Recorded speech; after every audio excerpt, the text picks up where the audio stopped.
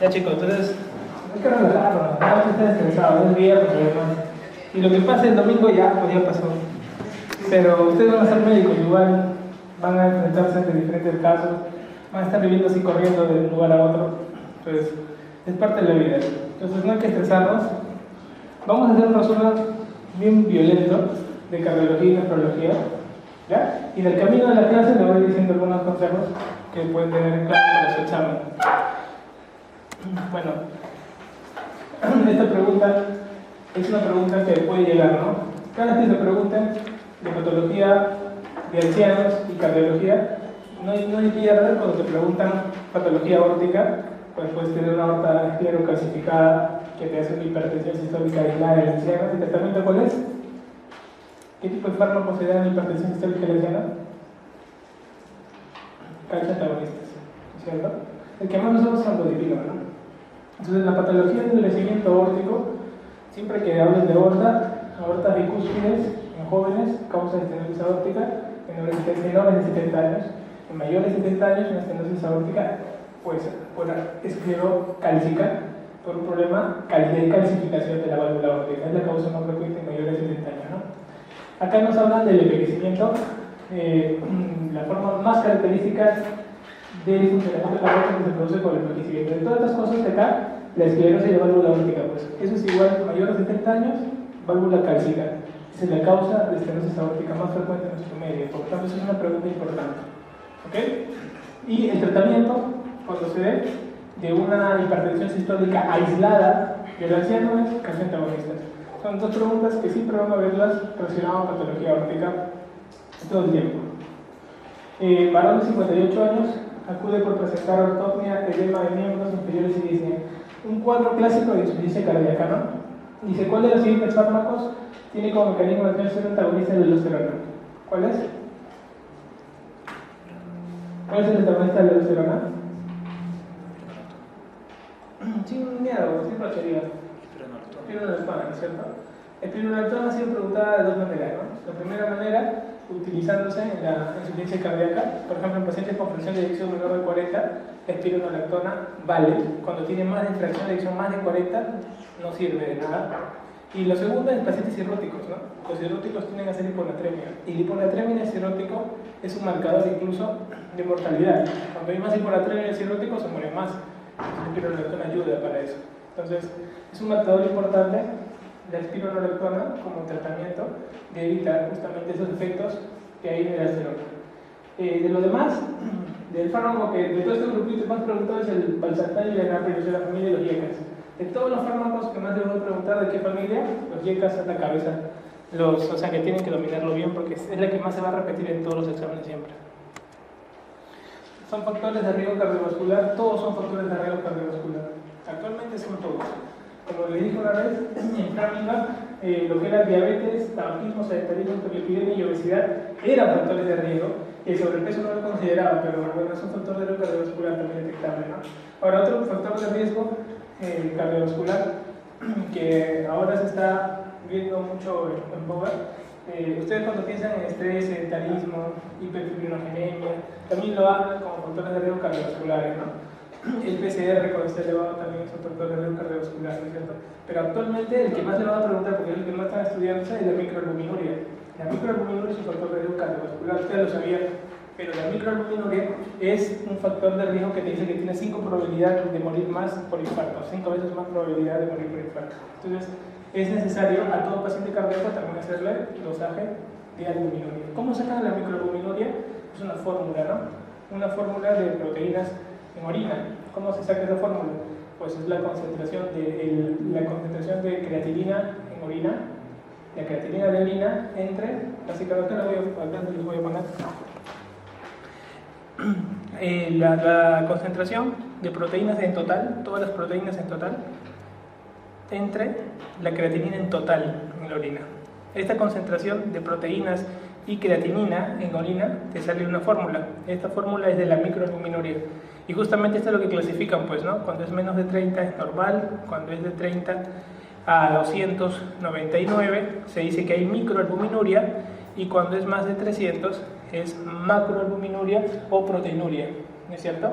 Entonces ya hay proteinuria. Por lo tanto, ese es el rango que ustedes tienen que saber, que los pacientes que están en este rango de microalbuminuria son pacientes que tienen riesgo cardiovascular importante. Entonces, todos estos de acá son factores de riesgo cardiovasculares, todititos, ¿no? ¿Por dónde? Ya se marcó acá. ¿Por dónde pasa el impulso al ventrículo? Entonces, cuando te hablan de la parte anatómica, lo que te han preguntado últimamente, tanto en los exámenes de residencia en INAM, son la parte del sistema de conducción. Entonces, el sistema de conducción comienza con el nódulo sinusal, ¿no? Cuando el nódulo sinusal falla, ahí toma la posta del nódulo auriculoventricular, ¿cierto? Entre el nódulo sinusal y el auriculoventricular hay 3 fibras, ¿no? Son 3 haces internodales. Básicamente, uno de ellos es el Bachmann, el Belknap y el Torrielli, las 3, ¿no? Y luego lo unen al nodo. Hasta llegar al nodo, todo es aurícula. Cuando sale del nodo, o sea, el haz de His, es el único que pasa el trígono fibroso que permite independizar la aurícula del ventrículo. ¿Ok? Es importante. Entonces, el impulso para que llegue al ventrículo, ¿por qué vía lo está interconectando? El haz de His. ¿Okay? El haz de His. Por eso cuando escuchen ustedes taquicardias supraventriculares en general, son todas las taquicardias que van por encima del haz de His. Salud. Todas las taquicardias que van por encima del haz de His. O sea, pueden ser nodales, pueden ser internodales o de nodo sinusal. ¿Ya? Ese es un concepto importantísimo. ¿Ya? Las taquicardias supraventriculares, porque la taquicardia que más se preguntan cuándo es la últimamente, taquicardia paroxística supraventricular, ¿no? 60% de las causas de esa taquicardia, ¿cuál es el mecanismo de acción? El mecanismo es que baja una vía por el nodo auriculoventricular y sube por una vía accesoria y está dando vueltas. El 60% de causas es por eso. Y el 40% de causas es por una vía intranodal. ¿Te das cuenta? O sea, consideran al nodo como parte de las arritmias supraventriculares. Eso es para que no lo olviden jamás. ¿Ya? ¿Qué dieta recomiendo para prevenir enfermedades cardiovasculares? Bueno, es la única vez que viene esa pregunta, ¿no? La historia. Dieta rica en omega 3, ¿no? Básicamente, todo lo que vendría a ser peces, o sea, pescado, de carne, en este caso negra, son las que tienen más omega 3, y los frutos secos son los que tienen omega 3. Que eso es la dieta recomendada para los pacientes que tengan un problema cardiovascular. Luego, ¿de qué arteria proviene la rama que irriga el nodo sinusal? Yo les dije siempre que el corazón tiene una irrigación doble, una irrigación derecha y una irrigación izquierda. La irrigación derecha era la irrigación que permitía darle sangre a toda la estructura eléctrica del corazón. Por lo tanto, la coronaria derecha, cuando se afecta, ¿qué tiene que haber en el corazón? Problemas arrítmicos, ¿okay? Porque justamente irriga más el problema eléctrico del corazón. En cambio, la coronaria izquierda, la que irriga más, mayor cantidad de masa ventricular, por lo tanto los problemas serán de insuficiencia cardíaca. Por eso un paciente cuando tiene un infarto de cara inferior, y usted que el cara inferior irriga la coronaria derecha, pues tiende a tener más problemas de arritmia. ¿Ok? En cambio la coronaria izquierda tiende a tener más insuficiencia cardíaca, precisamente porque irriga mayor cantidad de masa ventricular, en este caso en el lado izquierdo. ¿Ok? Entonces acá nos hablan de qué arteria proviene la rama que irriga el nodo sinusal. No necesitas comerte todo un librazo, nada más teniendo ese concepto ya tú puedes resolver esa pregunta, ¿no? Pues si le entra la coronaria derecha, pues porque irriga a la mayor cantidad del sistema eléctrico. Es el concepto que tú tienes que tener en mente, ¿ok? Varón, 58 años, acude por presentar ortopnea. El año de pregunta, pero vino en 2014. ¿Ok? O sea, mira, no llegan mucho, no avanzan mucho. Pero básicamente los conceptos que ahorita están manejando son 2, ¿no? Farmacología de insuficiencia cardíaca y que domines clasificaciones en insuficiencia cardíaca, ¿no? Es como que digamos lo más importante que ahorita se están pidiendo. No llegan a más, no hablan de terapias más avanzadas de insuficiencia cardíaca, pero hay que tenerlo presente. Esta está repetida. ¿A cuál de las siguientes estructuras se le domina el segundo marcapaso? ¿Te das cuenta? 2015B. El año pasado vino esto. Por lo tanto, les importa últimamente preguntarte acerca un poco de electrofisiología cardíaca.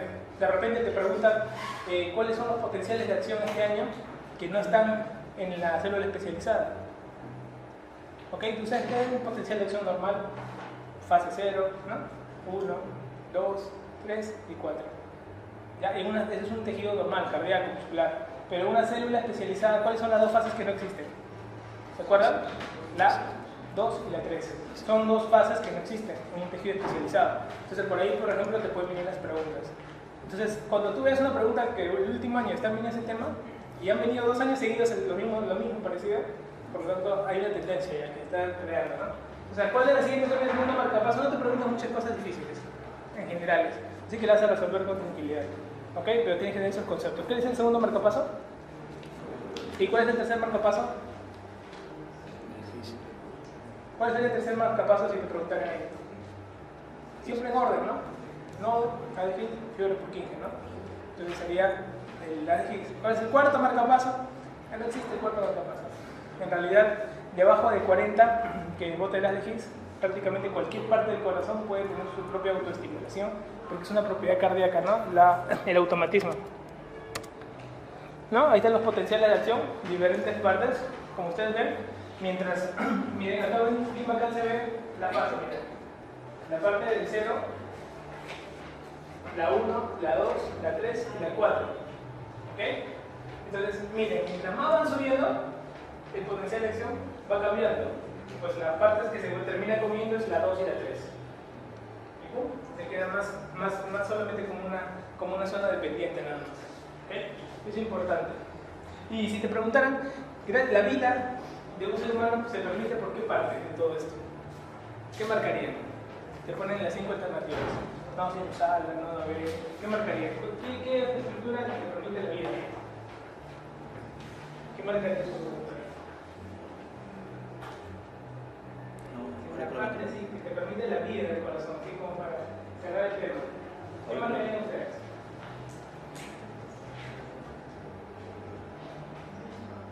¿Qué marcaría tu doctora? ¿Qué estructura del corazón te permite la vida? Pero cuando hagas una parada, no le digas todo mi corazón, sino de frente tienes que decirle, oye, nodo aurículo ventricular. Es el más importante, porque el nodo aurículo ventricular tiene una zona de retraso. Y esta zona de retraso, porque tiene una zona compacta, al retrasar el impulso permite que haya un llenado diastólico. Ese llenado diastólico permite la vida. O sea, el nodo aurículo ventricular es el que permite la vida, porque hay un llenado ventricular diastólico.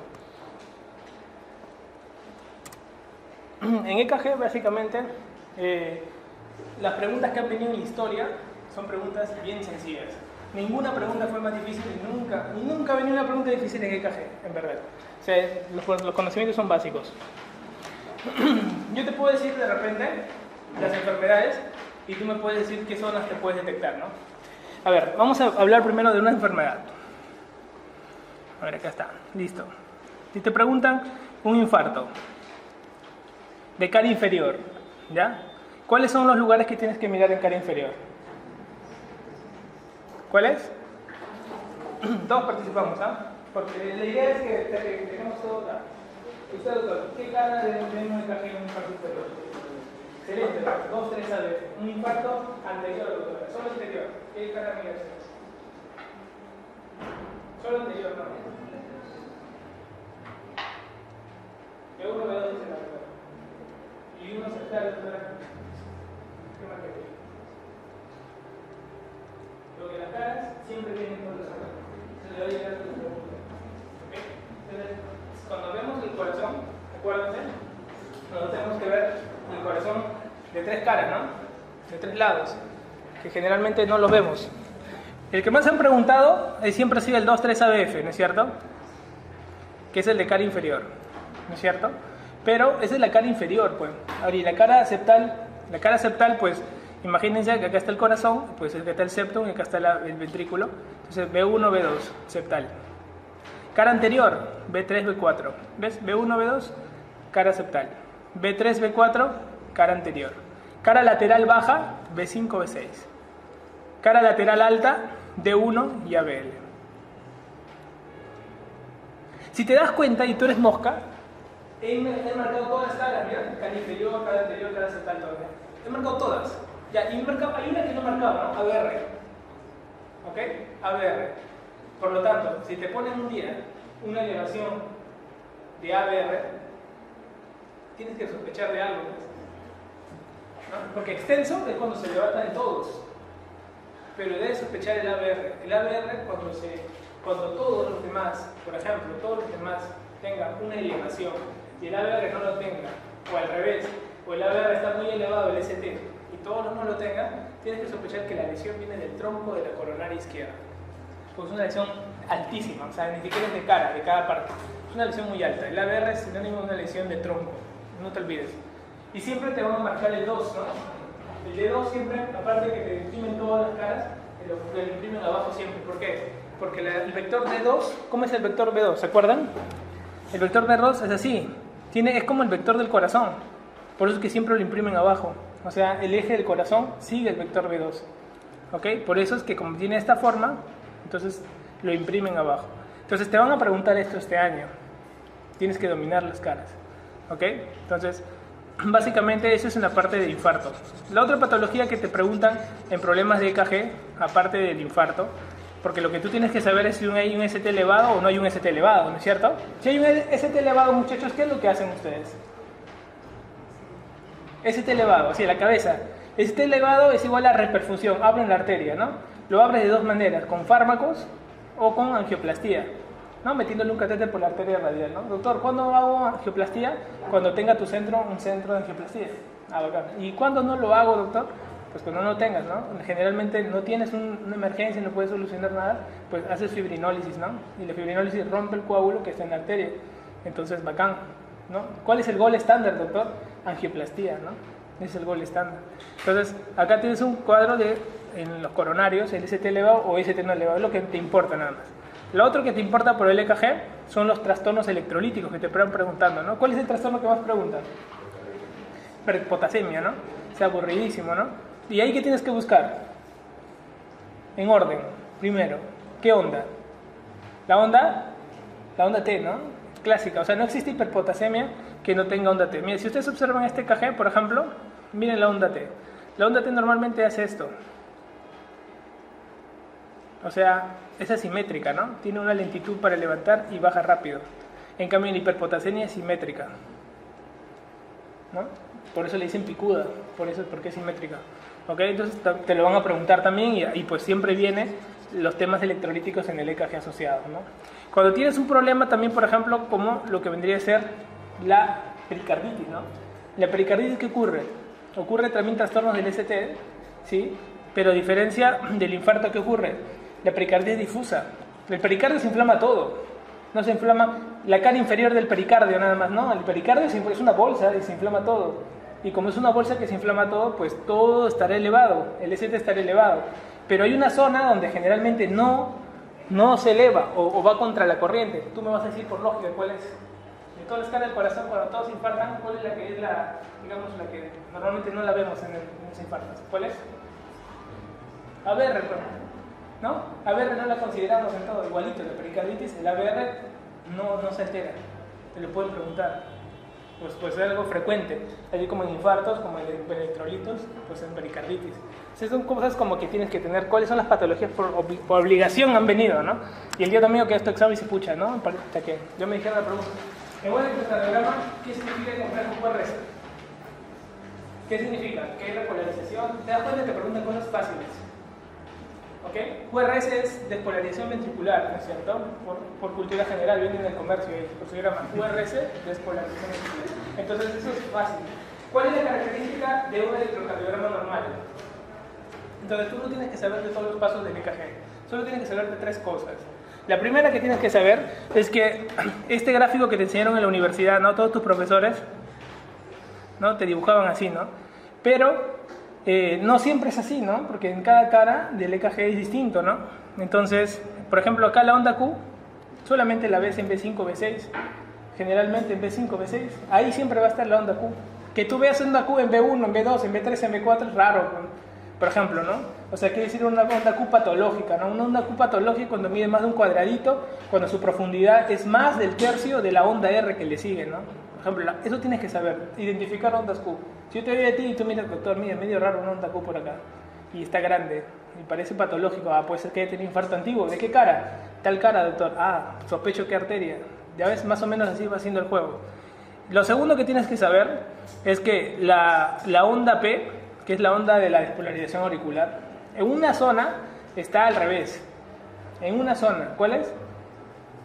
¿No? En la que hoy día ha tomado partido. ¿Cuál es esta, te acuerdas? ABR. Tú sabes que, mira, así es el vector cardíaco. Y en ABR, el vector se va para allá.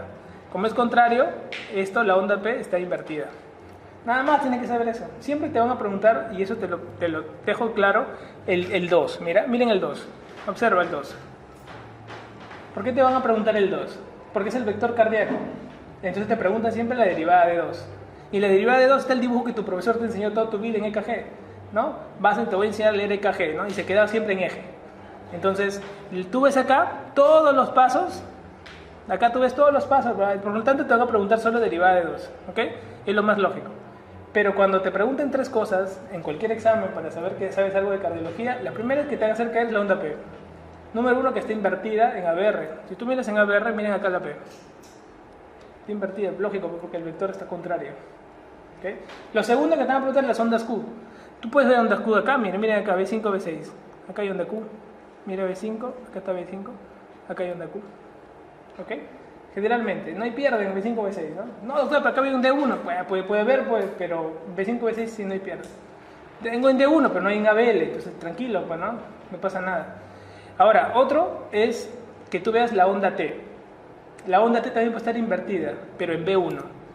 En B1 acá. Acá debe estar invertida la onda T, en B1. ¿Ok? Entonces son las 3 cositas puntuales que tienes que saber de EKG para cualquier examen de acá. Saber dónde está la onda invertida en T, la onda invertida en P, dónde detectar los infartos, por eso tienes que aprender a ver la Q, y saber ver un ST cualquiera, pues, ¿no? Entonces con esas cosas te vas a bandear bien. Y mira lo que te preguntan acá. ¿Cuál es la característica de un electrocardiograma normal? Por lo tanto, están imaginando que tú tienes que ver la derivada de 2, ¿no? De todo esto, ¿cuál es lo único positivo que tú encuentras? La E, ¿no? Dice onda P positiva en derivada de 2. Lógico, ¿no? Porque es la derivada clásica que te enseñado toda tu vida, ¿no? La derivada de 2. O sea, no hay pierde. Es una pregunta fácil, ¿no? Pero más de uno, yo sé que se puede ver complicado porque dice, pucha, tengo que saberme todas las ondas del electrocardiograma, ¿no? Se observa en el electrocardiograma de un varón, onda T muy alta y delgada. ¿Ya? ¿Cuál es el diagnóstico, muchachos? Claro, ¿no es cierto? Y la otra, que dice la hiperpotasemia aguda, ¿se asocia con cuál de los siguientes cambios? ¿Qué marcaría? ¿No? Onda T picuda, ¿no? Onda T picuda. QRS ancho y onda P aplanada, ¿no es cierto? Clásico, ¿no? Un clásico de las preguntas. No vayan a fallar, ¿ah? Entre las siguientes, ¿cuál constituye una manifestación de hiperpotasemia? Siempre van a preguntarte hiperpotasemia, porque es lo que más viene al hospital, pues. No te preguntan hipermagnesemia, no te van a preguntar eso, ¿no? Hoy día no leas trastornos del cloro, no leas, tienes tiempo, estás antes del examen. Entonces, ¿cuál constituye una manifestación? Igualito, ¿no? Onda T, picuda y combinada. Bueno. Los signos electrocardiográficos de hipertrofia ventricular son más probables que incluyan. ¿Te acuerdas de EKG? Mientras el ventrículo para hacer hipertrofia, para estudiar hipertrofia de un ventrículo, lo mejor es un ecocardiograma. O sea, nadie estudia hipertrofias en EKG, ¿no? No es lo ideal. EKG sirve para 2 cosas, ¿no? Ver isquemia y ver arritmia, ¿no? Fuera de eso, el ecocardiograma es el padre todavía, ¿no? Si quieres ver coronarias, cateterismo cardíaco. Punto. Entonces, te preguntan hipertrofia ventricular izquierda, pues tú por lógica dices todas las derivadas izquierdas, ¿no? Todas las derivadas. ¿Cuáles son las derivadas izquierdas? B5, B6. D1 y ABL son derivadas izquierdas, ¿no? Pero en B5, B6 está casi en la punta porque es lateral bajo. Por lo tanto, ahí tendrán los complejos, ¿no? Y mientras más QRS más grandes tengas, quiere decir que hay más músculo. Por eso cuando hay un infarto, siempre lo que dice el cardiólogo mira, ¿no? Dice, oye, hay ondas R todavía en la zona de infarto, ¿no? Hay unas ondas Q, pero hay unas ondas R grandes. Quiere decir que ahí hay despolarización, se está despolarizando. El tejido viable. Tejido viable es igual a onda R. Así, eso tienen que metérselo en la cabeza. ¿Ok? Por eso que no hay pierde, ¿no? El índice Sokolov, Lyon, de ahí viene de ahí. En cardiopatía isquémica, puntual nada más. Factores de riesgo, muchachos. ¿Cuál es el factor de riesgo cardiovascular más importante del mundo ahorita? ¿Cuál es? ¿Cuál es el factor más importante, prevenible más importante, que es el primer puesto de todos los factores cardiovasculares? Tabaco, ¿no? Tabaco. Entonces, eso es importante. Los otros son hipertensión, diabetes, todo lo demás. Importante en el factor de riesgo cardiovascular, la placa, ¿no? La estabilidad de la placa. Tú puedes tener una placa estable, ¿no? Ahí está toda la parte de la placa, una zona prácticamente compacta, densa, y una zona medular más liviana. Los pacientes con angina no tienen alteraciones a menos de que consuman mucho recursos como oxígeno y nutrientes, y pues esto se vaya cerrando cada vez más, ¿no? Por lo tanto, la fisiopatología más importante de una angina es el desbalance, ¿no? Entre el aporte y la demanda, ¿no? Aporto sangre y consumo, pues, la sangre con los nutrientes. Entonces, lo más importante. Cuando esto, el paciente no se obstruye, pues el paciente nada más cuando haga más esfuerzo va a necesitar más sangre, pero como se va obstruyendo, pues, ¿no? El corazón claudica, bacán. Pero, ¿qué pasa si yo tengo una lesión? Como yo le decía, cuando hay una lesión, se forma ya, hay coágulos que llevan tapando más este hueco. Y el paciente comienza a tener también problemas de un momento a otro, ¿no? Porque el coágulo está tapando espacio. Por lo tanto, este paciente ya comienza a tener un cuadro, ya no es estable, ya no solo al esfuerzo. Puede ser que no esté en esfuerzo, pero ya se está cerrando por los coágulos que se van formando. Por lo tanto, comienza un proceso de angina inestable. Por lo tanto, el tratamiento ahí es anticoagulación, ¿no es cierto? Y cuando ya se tapa completamente y ya no entra nada, pues acá tienes que romper como es este coágulo, y ahí es donde utilizamos la fibrinólisis o el cateterismo, ¿ok? Para poder revascularizar bien esa arteria. Entonces son esos conceptos que a la hora de la hora te importan como resolución en un examen. Cuando te pregunten causa de dolor torácico, esta es la clasificación de causa de dolor torácico que tú tienes que recordar cuando tu examen. Número 1, el dolor puede ser cardíaco, pulmonar, vascular, gastrointestinal, ortopédico y otros. Si no pierde. En negrita, los más importantes que te van a preguntar y que cada uno sí pregunta examen alguna vez en su vida. ¿Ok? Por ejemplo, mira, si te das cuenta no hay ninguna negrita acá. Porque ninguna de las causas de dolor torácico que preguntaron en la historia así, a menos que haya sido infarto. ¿Ok? Después todas esas miocarditis, tecleardia, pueden dolerle al paciente del tórax, pero no lo han preguntado. En causas pulmonares han preguntado neumotórax y embolia como causa del dolor torácico, ¿no? Pero el neumotórax es unilateral, ¿no? ¿Ok? La embolia te pone antecedente antes de ese proceso embólico, sea cáncer, generalmente cáncer, cirugía previa de cadera, inmovilización prolongada, ¿no? En la parte vascular, disección aórtica, la única disección aórtica que han preguntado, entonces hay que la disección es cuando la parte entre la íntima y la media se abre y se rompe, y el flujo entra como una nueva luz, la luz falsa, que es más grande que la verdadera, pregunta examen. La luz falsa que se origina crea como una doble luz la aorta. Entonces, nosotros, por ejemplo, que operamos aorta, justo ahorita hemos operado un caso parecido, ¿qué es lo que vemos nosotros? Vemos más disecciones torácicas, ¿ok? Así que nadie marque disección abdominal nunca. ¿Ya? Las disecciones son torácicas. En la clínica, el paciente te viene como si tuviera una espada en la espalda que le duele y siente como un dolor lancinante que va recorriendo por toda la espalda hacia abajo, va moviéndose. ¿Ok? Puede disecar hacia callado aórtico y puede disecar carótida y puede hacer un ACV. ¿Ok? También, sospecha, paciente con ACV, con alteración de la hipertensión, o sea, era hipertenso de repente con factores de riesgo y de un momento a otro comienza con un dolor en la espalda. Eso es una disección aórtica, no lo olviden, ¿ya? Se lo pongo en negro porque ha sido preguntado ahora último, ¿ya? En gastrointestinal, esofagitis, han sido preguntadas, por lo tanto, diagnóstico diferencial. En ortopédico, trastornos osteomusculares, sobre todo si el caso clínico empieza con una mujer, ya no es nada sexista la pregunta, pero si empieza con una mujer, clásica condritis asociada, ¿ok? Y el paciente tiene 5 días, la señora tiene 5 días con el dolor y te dice, doctor, tengo un infarto, me voy a morir. A ver, ¿duele? Sí, duele, doctor. Y es una condritis. Pasan 3 semanas con paracetamol, tranquilamente, ¿entiendes por qué molestarlo más? Y lo otro son los trastornos de ansiedad. Viene la paciente desmayada con dolor torácico, clásica, ¿ok? Y previamente ha discutido con alguien. Por lo tanto, puede entrar en un estado de ansiedad y hace una alcalosis respiratoria, una vasodilatación cerebral y se desmaya, ¿ok? Entonces, el diagnóstico por ahí, la gran mayoría de preguntas que le puede caer a ustedes, en esta día pues se resume mucho la clínica, ¿ok? No son tan intuitivos. Quiero que estas tablas te las aprendas para las revisamos en el gran extremo. No te olvides de esta forma las 4 tipos de anginas que hay, ¿ok? Esa es la clasificación de la angina inestable y siempre ha sido preguntado, pero no quiero que pierdas de vista esto. Las repases para el examen, ¿ok? En los métodos diagnósticos del ST, primero hay 3 tipos de cosas que ocurren en un problema coronario, ¿no? Lo primero es una isquemia, ¿no? ¿Qué zona del EKG ustedes mirarían en una isquemia? Lo primero, doctora, tú miras en una isquemia, ¿qué parte de EKG? Parece que es isquemia.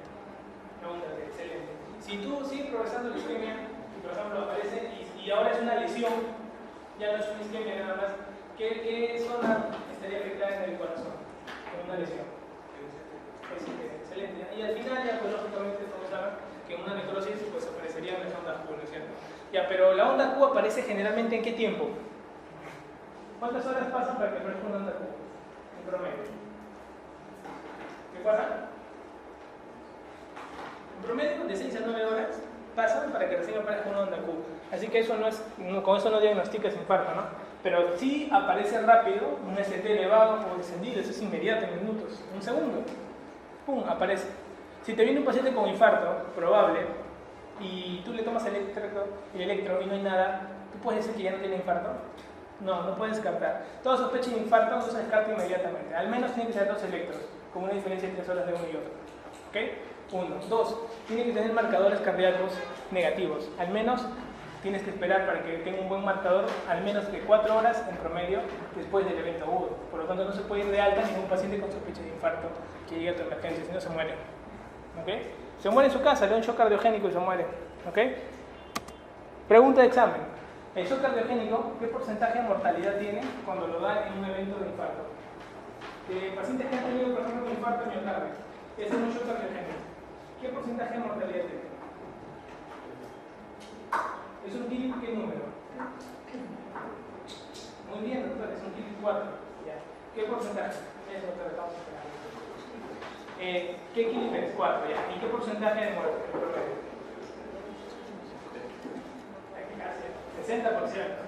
60-70% en realidad. Algunos series dicen 70, vamos a ver, y pues 60%, pero la mortalidad es así, es alta. Quiere decir que se mueren de 3, al menos se mueren 2 con un shock cardiogénico. ¿Ok? Entonces eso es importante. Este paciente dice, mujer de 70 años, dolor epigástrico, acompañado de sudoración, diabetes tipo 2, hipertenso hace 5 años. Mira, qué importante, esta pregunta fue el año pasado. Entonces, esta pregunta te hablaba de un paciente de 70 años, dolor epigástrico, ojo, dolor epigástrico. Hasta el dolor epigástrico la mayoría piensa en úlcera, ¿no? Pancreatitis, ¿no? Una pregunta clásica de nada es úlcera de pancreatitis, un dolor epigástrico, ¿no? Pero miren lo que ocurrió el año pasado. Diabetes tipo 2 e hipertensión. Por algo te están poniendo la comorbilidad cardiovascular. Desde hace 5 años con tratamiento irregular. ¿Ok? Examen físico te pone normal. De todos estos, más de uno dice, pucha, será una disección de aorta abdominal. Quien no ha visto una disección de aorta en su vida, piensa eso. O sea, eso ha sido debut una disección de aorta abdominal. ¿Ok? Para darte esa pregunta, si alguien dice, no, era disección la clave, pucha, tú debes ser un super maestro para decir que hay disección de aorta abdominal. Tienes que tener más datos. Cuando hay una disección de aorta abdominal, no hay pulsos, casi. O se disminuye uno de los pulsos femorales. No hay eso en la pregunta, por lo tanto queda descartado de inicio pensar que es una disección de aorta abdominal. ¿Ya? Por lo tanto, ¿cuál te queda? Por lógica, hasta demostrar lo contrario, un infarto. Siempre hasta demostrar lo contrario. O sea, con esto quiero decirles, porque yo esa pregunta se lo hice a 5 alumnos, de los cuales 4 me respondieron disección de aorta y 1 infarto. Y los 4 que me respondieron diciendo, no, es que hice el abdomen, doctor, y con el hipertenso. Ya, y yo le dije al chico que marcó infarto, ¿tú por qué marcaste? Porque hasta demostrar lo contrario escuché que es infarto cualquier cosa. Pucha, bacán, porque hasta una disección de aorta te va a ayudar en una EKG, se va a poder ver varias cosas, y flow, mi eco y todo eso. Entonces, excelente, así tienen que pensar. No piensen por lo más raro, piensen por lo más frecuente. Ante el examen, cuando vean una clave, y digan, no, es muy fácil la pregunta, es esto. No, pero mejor es esto. Entonces al final te mandas por algo que tú ni siquiera lo has leído.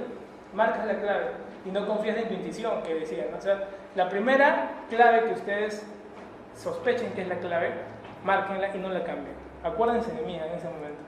Ese pata decía que no lo cambie, no lo cambie, por estadística, todos los años nos pasa, con todos los alumnos lo van a cambiar, no lo cambien. Esto le pasaron a los 4, pues los 4 todos marcaron IMA, y cuando les dije, o sea, que cambiaron su clave en el último momento.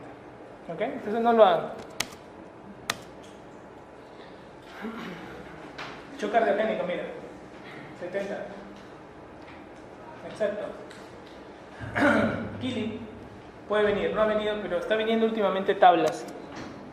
Y los tipos de infarto, ¿se acuerdan que una vez les dije, no, una chica, oye, ¿cuántos tipos de infarto al corazón hay?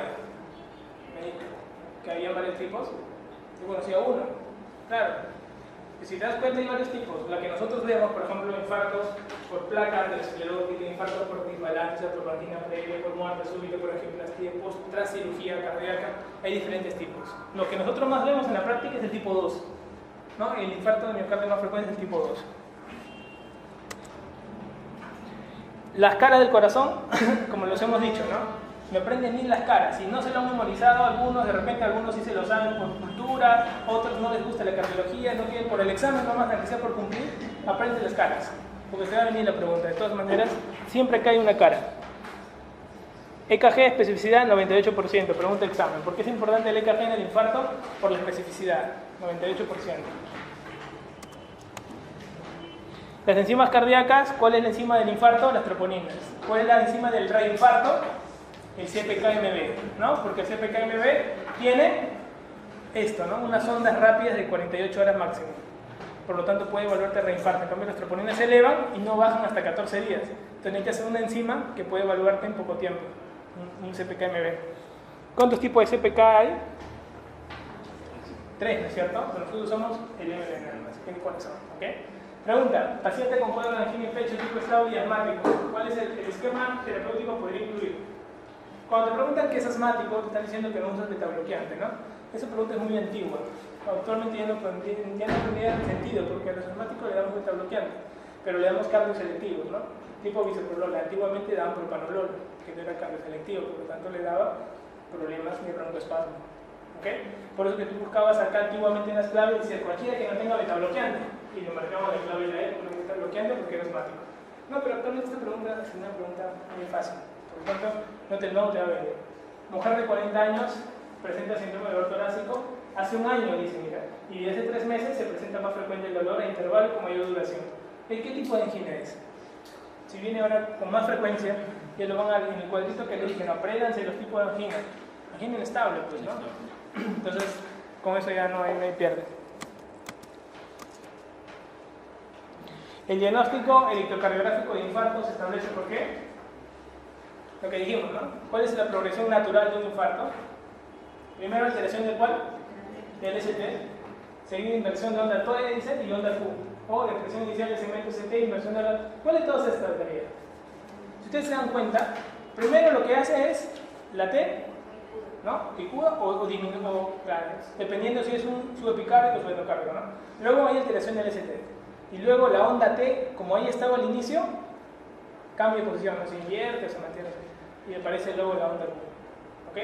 La clásica es T, ST, Q, ¿no es cierto? Acá ya te lo ponen seguida de inversión de onda T, y tú dices, pucha, no era la T primero, te lo ponen para cambiar, ¿no? Pero la onda T pues vuelve, se invierte después de que cambie el ST. Pero eso lo obviamos todo porque no nos importa en realidad, no es ningún criterio diagnóstico ni nada. Pero ese sería el cuadro de evolución más característico. Mujer de 30 años que presenta dolor torácico tipo punzante, mira acá, a la presión, dice. Y se intensifica con la inspiración. De 3 días de evolución, ¿qué estamos hablando? Claro, ¿no? Síndrome de Tietze, ¿no es cierto? No hay mayor que hacer con esa paciente. En el infarto de miocardio, la estreptoquinasa debe administrarse ¿en qué horas? En realidad, nosotros no usamos la estreptoquinasa ya, porque la estreptoquinasa rompe los coágulos de cualquier parte del cuerpo, ¿no? Hay coágulos en el cerebro, ¿no? Y puede haber hemorragia por eso. En cambio, lo que usamos más es el alteplase. El alteplase es fibrinolítico selectivo del corazón, busca el coagulito que hay del corazón, no va al cerebro, por lo tanto usamos alteplase, ¿no? Y eso lo podemos usar hasta 12 horas, ¿no? Tranquilamente. Cualquier otro fibrinolítico hasta 12 horas, según la guía, se puede utilizar el fibrinolítico, ¿no? Hasta 12 horas. Pero tiene, el fibrinolítico es tan potente como una angioplastía en las 2 primeras horas. Después de las 2 primeras horas ya el fibrinolítico ni lo miro, ¿no? Pero se puede usar según la guía hasta las 12 primeras horas. ¿Ok? Es por eso que cuando te falla el fibrinolítico, tú dices, no, hay angioplastía, ya la refieres de cualquier provincia del Perú que venga a un hospital que tenga para hacer angioplastía. ¿Ok? Varón de 55 años con antecedente de diabetes, 6 horas antes presenta dolor precordial, más o menos intenso, sin irradiación. El examen, ya, lo indicado es un dolor precordial con 55 años y con antecedente de diabetes. ¿Qué hacen? ¿Qué marcan? ¿Darle de alta? No, pues, ¿no? Le haremos un nuevo electrocardiograma, porque el EKG normal es usar el protocolo de 3 a 4 horas y hicimos cardíaca necesariamente. ¿Ok? Por protocolo, ¿sí? Incluso el protocolo es de 4 horas de enzimas, se le llama curva enzimática, ¿no? Donde cada 4 horas tú le pides enzimas cardíacas, ¿no? Para hacer la curva. Y el paciente tiene que, pues, su mayor nivel de troponina es a las 24 horas, y tiene que descender. Si sigue aumentando y sigue el dolor, pucha, está tan tapado que ni con medicamentos para, está con morfina y con dolor y todo, es quirúrgico. Nosotros no operamos, no hacemos bypass a los pacientes cuando tienen infarto, por más de que te lo diga el cardiólogo, no, doctor, mire, no puedo colocar el stent, no logra pasar la vía, no puedo ponerle el stent, tiene que ser bypass. Ya, bacán. Pero el paciente está tranquilo en su periódico, pero sabe que el tratamiento definitivo es hacerle un bypass, está esperando la cirugía. Todo infartado, ese corazón no se toca, al menos una semana se le deja descansar a ese corazón. ¿Ok? Porque si no tú le metes punto, ya que se desgarra todo el tejido. Entonces tú lo dejas una semana, después de una semana recién se operan esos pacientes. ¿Cuándo operarías a un paciente? Inmediatamente tras un infarto, cuando el paciente tiene un tratamiento médico que no responde a nada. O sea, le das tratamiento médico, sigue con el dolor, sigue la angina, está sufriendo, sigue miocardio. Escucha, ya lo metes con todo, con aspirina, con clopidogrel, todo lo metes a operar a la sala. Un sangrado maldito, te tiras todo el banco de sangre, pero tienes que hacer tu bypass. Entonces no le queda otra. ¿En qué paciente el riesgo coronario es equivalente a aquellos que han sufrido un evento coronario previo? ¿Cuál? Diabético, ¿no? Se comporta como un infartado previo. Mujer de 55 años, en las últimas 48 horas, presenta durante la actividad urinaria 3 episodios de dolor torácico de moderada intensidad, con irradiación al hombro y brazo izquierdo, asociado a palidez y lesión. ¿Cuál es el diagnóstico más probable? Miren, en realidad, si ustedes se dan cuenta, en las últimas 48 horas presenta durante la actividad rutinaria, o sea, hace sus cosas normales, 3 episodios le está viniendo cada rato los dolores, ¿no? De moderada intensidad con irradiación a hombro y brazo izquierdo, asociado a palidez y sudoración. 3 episodios. Entonces dices, será un infarto que está ahí, que nadie se da cuenta y que sigue infartando todo el tiempo, infarto tras infarto tras infarto. O será un paciente que probablemente esté debutando con una angina de tipo de inicio reciente, que es un tipo de angina inestable. Eso es más probable, ¿verdad? Cada vez que te pongan así, que cada varios episodios, es angina inestable, cualquier pregunta de examen. ¿Ok? Inestable. En cambio, cuando te pongan un dolor que queda ahí o que se queja y todo, es infarto, para las preguntas. ¿Ok? Para poder un poco diferenciar. ¿Cuál es la causa más frecuente de muerte por obstrucción coronaria aguda? El paciente que tiene un infarto, que se tapa, la arteria descendente anterior es la arteria que más se tapa, ¿no? Interventricular anterior, anterior que se tapa.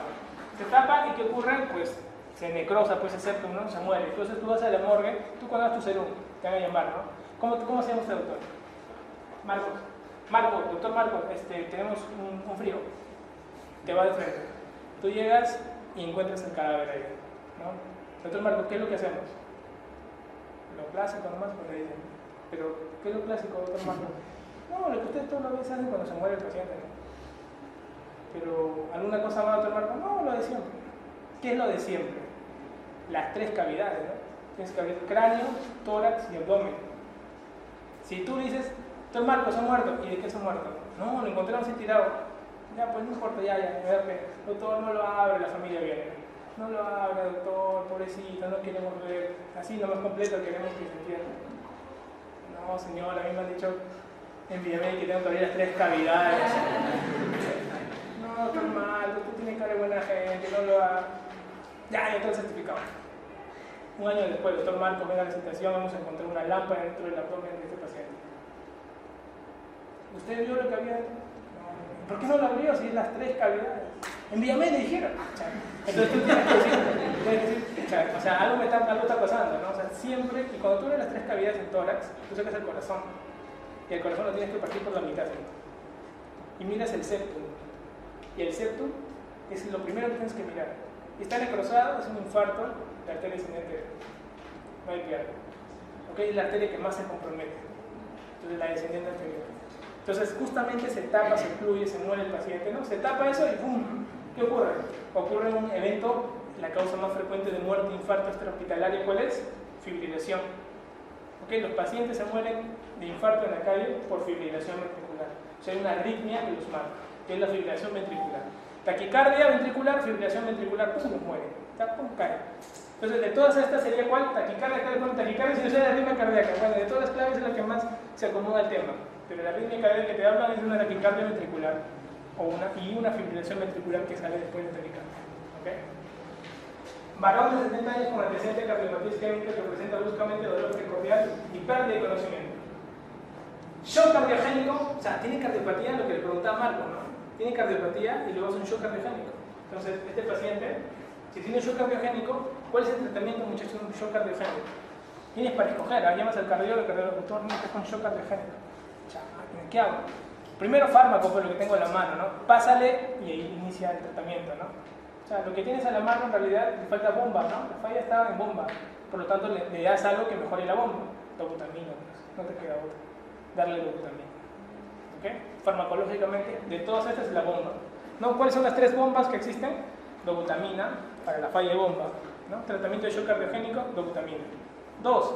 Tratamiento de una sepsis por shock séptico, ¿no? Evoluciona el shock séptico y termina el paciente chocado y superhipotenso por sepsis. Primera carga es noradrenalina. En este caso no es un inotrópico, es un vasopresor. Por lo tanto, la noradrenalina sirve en el shock séptico como primera causa. ¿Ok? La que siempre está relegada en segundo plano y mirando a todos es la dopamina, que sirve para apoyar al adobuto o para apoyar a la noradrena. Pero generalmente nadie usa de primera intención dopamina. ¿Ok? Entonces son las 3 que tienes que tener en cuenta en los diferentes casos clínicos. La coronariopatía, ¿qué niveles de LDL menor o igual a qué debe mantenerse como ideal para prevenir un nuevo evento coronario? La guía dice actualmente menos de 70, ¿no? Si tienes un paciente diabético o infartado, tú tienes que tener un LDL menor de 70, como sea. Menor de 70, la placa se mantiene igual los próximos 2 años. Sí, antes era menor de 100, ¿no? Pero el ATP4 dice, no, menor de 70 porque te da mayor evidencia de que no se va a fracturar la placa. ¿Ya? Entonces, es menor de 70. Pero esta pregunta fue hecha antes, ¿no? 2009, entonces dicen 100. Varón de 48 años de edad con antecedente de dolor retroesternal moderado de esfuerzo y región axilar izquierda. Presión elevada, taquicardia. Desnivel del ST, ¿no? ¿Qué es lo que más le da? Dice, mira, la indicación inmediata, eso es importante para el examen. Cuando lean la pregunta, no se emocionen con la clave. A veces te llega un momento que estás así como que todo tu clear, ¿no? Su máxima expresión. Llega el examen, entonces toca pregunta, Entonces llega un momento que llega la pregunta, tranquilo. Tranquilízate, relájate. Respira. Cada pregunta, mira, quieras o no, el promedio mínimo de tu examen va a ser 12.2. Quieras o no. Con lo que sabes de tu internado, si estadísticamente estudiado por nosotros. O sea, el alumno que va a su internado y al menos fue un buen interno, no baja de 12.2. El que fue un buen interno, hasta que chambero, hasta mirando nomás estaba mirando a su residente, claro, tenía un buen residente, ¿okay? No te ha distraído tu residente, ¿no? Entonces, tienes que haber tenido ahí a tu residente, entonces mínimo 12.2, ¿ya? Eso es el promedio, ¿ok? De alumnos, pero si tú que le has dado un poco del libro, has estado viendo tus clases, has escuchado cosas, entonces tu promedio va a aumentar a partir de 12.2. Pero si tú te vas a tu examen estudiando, bien preparado y todo, pero te emocionas mucho y ves esta pregunta y al toque descargas, te frustras. Porque si te das cuenta, la indicación es inmediata en caso de dolor. Quien lee esto, dice nitroglicerina sublingual, heparina, no, esto es una... Porque él se va a emocionar, ¿no? Pero acá te pone todavía desnivel del ST, o sea, ni siquiera está elevado el ST. ¿Por qué marca el estreptoquinasa ni siquiera está elevado el ST? O sea, no tenía por qué marcar esto. Tratamiento quirúrgico, el doctor me dijo que hay que operar, pero pasa, escuché que era la clase. No estoy, pero todavía ni las trató médicamente. Tiene razón. Internamiento en la UCI, doctor, no hay piedra, los sí saben.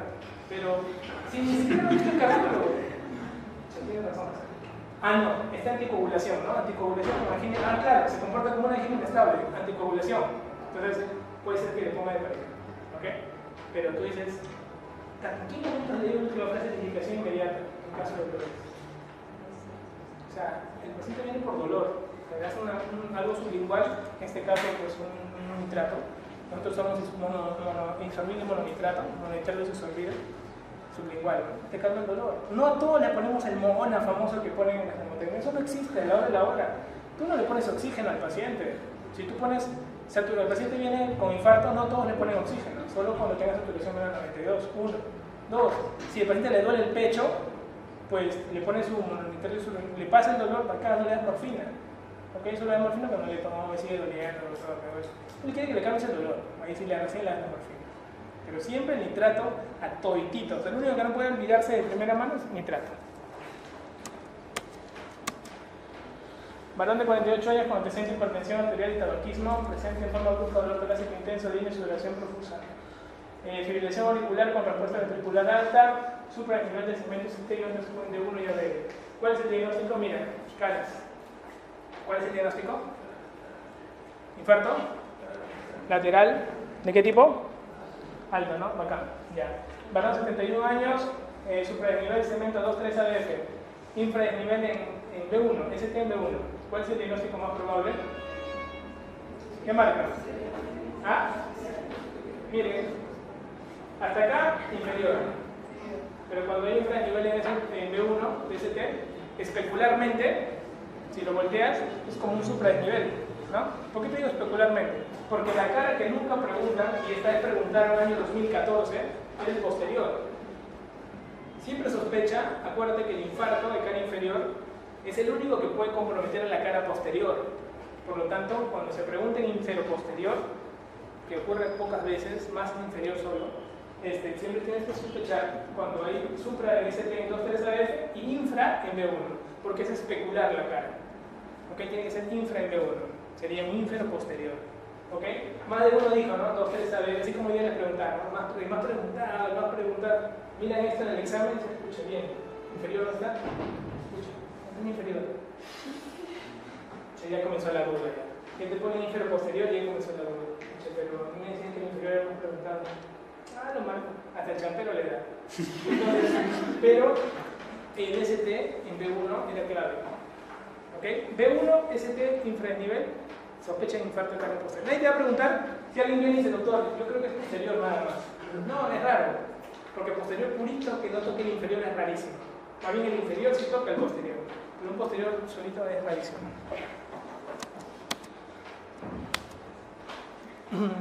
Ya, 2012, dolor hace 30 minutos, acompañado de náusea, vómitos, ansiedad. ¿Cuál es el diagnóstico más probable? ¿Qué marca? Hasta demostrar lo contrario, ¿cierto? Infarto del miocardio. Hasta demostrar lo contrario. Paciente que ingresa por un IMA con alteración del EKG, me preguntaron lo del seguro el año pasado, en diciembre. ¿No? Alteración en EKG, troponinas 2 días después presenta dolor tipo punzal con irradiación al brazo para comprobar que se ha infartado. Mira lo que preguntaron a ellos. ¿Cuál es el mal que pide para el infarto? Las CPK, ¿no? Ahí está. Así viene, ¿no? Con dolor, las enzimas, si es normal, el EKG repetimos en 3 horas. Si el ST elevado, reperfusión, angioplastía o fibrinólisis. Si el ST no está elevado, lo tratas como una angina inestable, o sea, con anticoagulación. Nada más. Los cambios del infarto, miren, NAM del año pasado, ¿te das cuenta? Les encantan las caras del corazón. En infarto agudo de cara inferior, ¿qué marcas? ¿Ves? O sea, les gusta preguntarte caras del corazón. Es tan importante de verdad eso, es muy importante que un alumno, un interno, lo maneje, ¿no? Y están las caras. Y ya te pregunté ya el ABR que nunca preguntan, ¿no?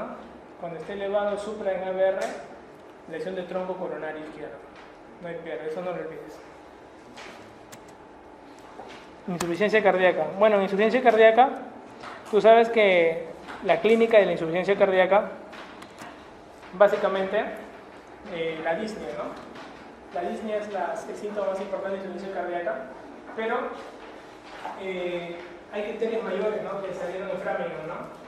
Línea paroxística nocturna, no nos va a preguntar la historia, infiltración yugular, cardiomegalia, estertores, edema de pulmón, ritmo de galope, o sea, tercer ruido, presión venosa yugular, cuando tengo más de 6 centímetros de agua en promedio, o más de 12 milímetros de mercurio, un reflujo hepatoyugular.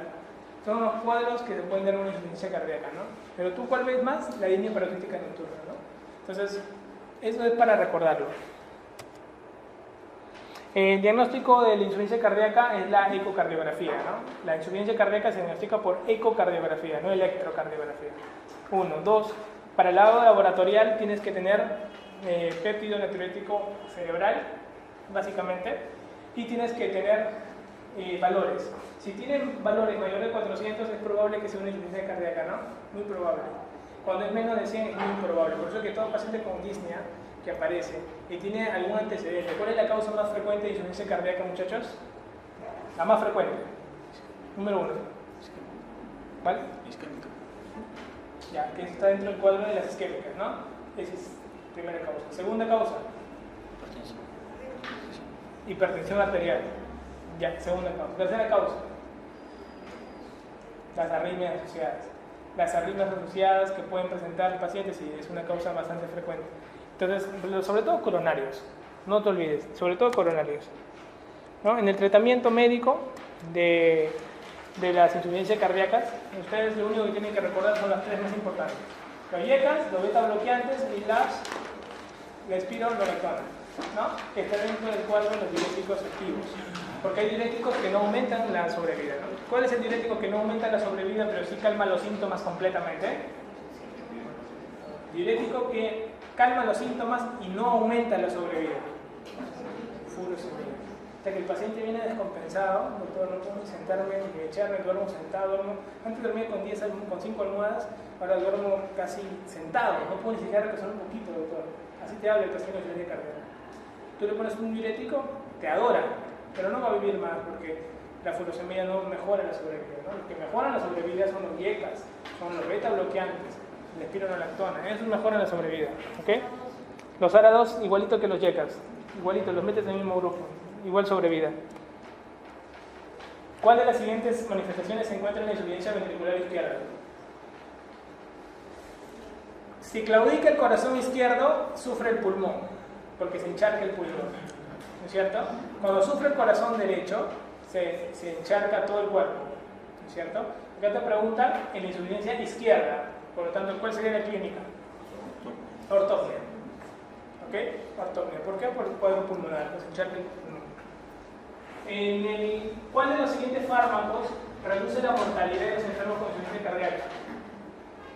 ¿Cuál sería? ¿Los? Enalapril, no es un YECA, ¿no es cierto? Excelente. En un paciente con insuficiencia cardíaca, el galope de tercer ruido está relacionado con ¿qué? ¿Se acuerdan? ¿El tercer ruido? Claro, un llenado ventricular rápido. O sea, recuerdan el bell ball, ¿no? Por aumento de velocidad o por aumento de volumen hay tercer ruido, ¿no? Por lo tanto, si tú, por ejemplo, sales de acá corriendo, puedes tener tercer ruido por aumento de velocidad de tu sangre. Es fisiológico. Si los hipertiroidismos tú le escuchas un soplo, ¿no? Uy, señora, tiene una valvulopatía, hay que operarla. O sea, ¿por qué le vas a operar a la pobre mujer? Tiene que dar tratamiento nada más.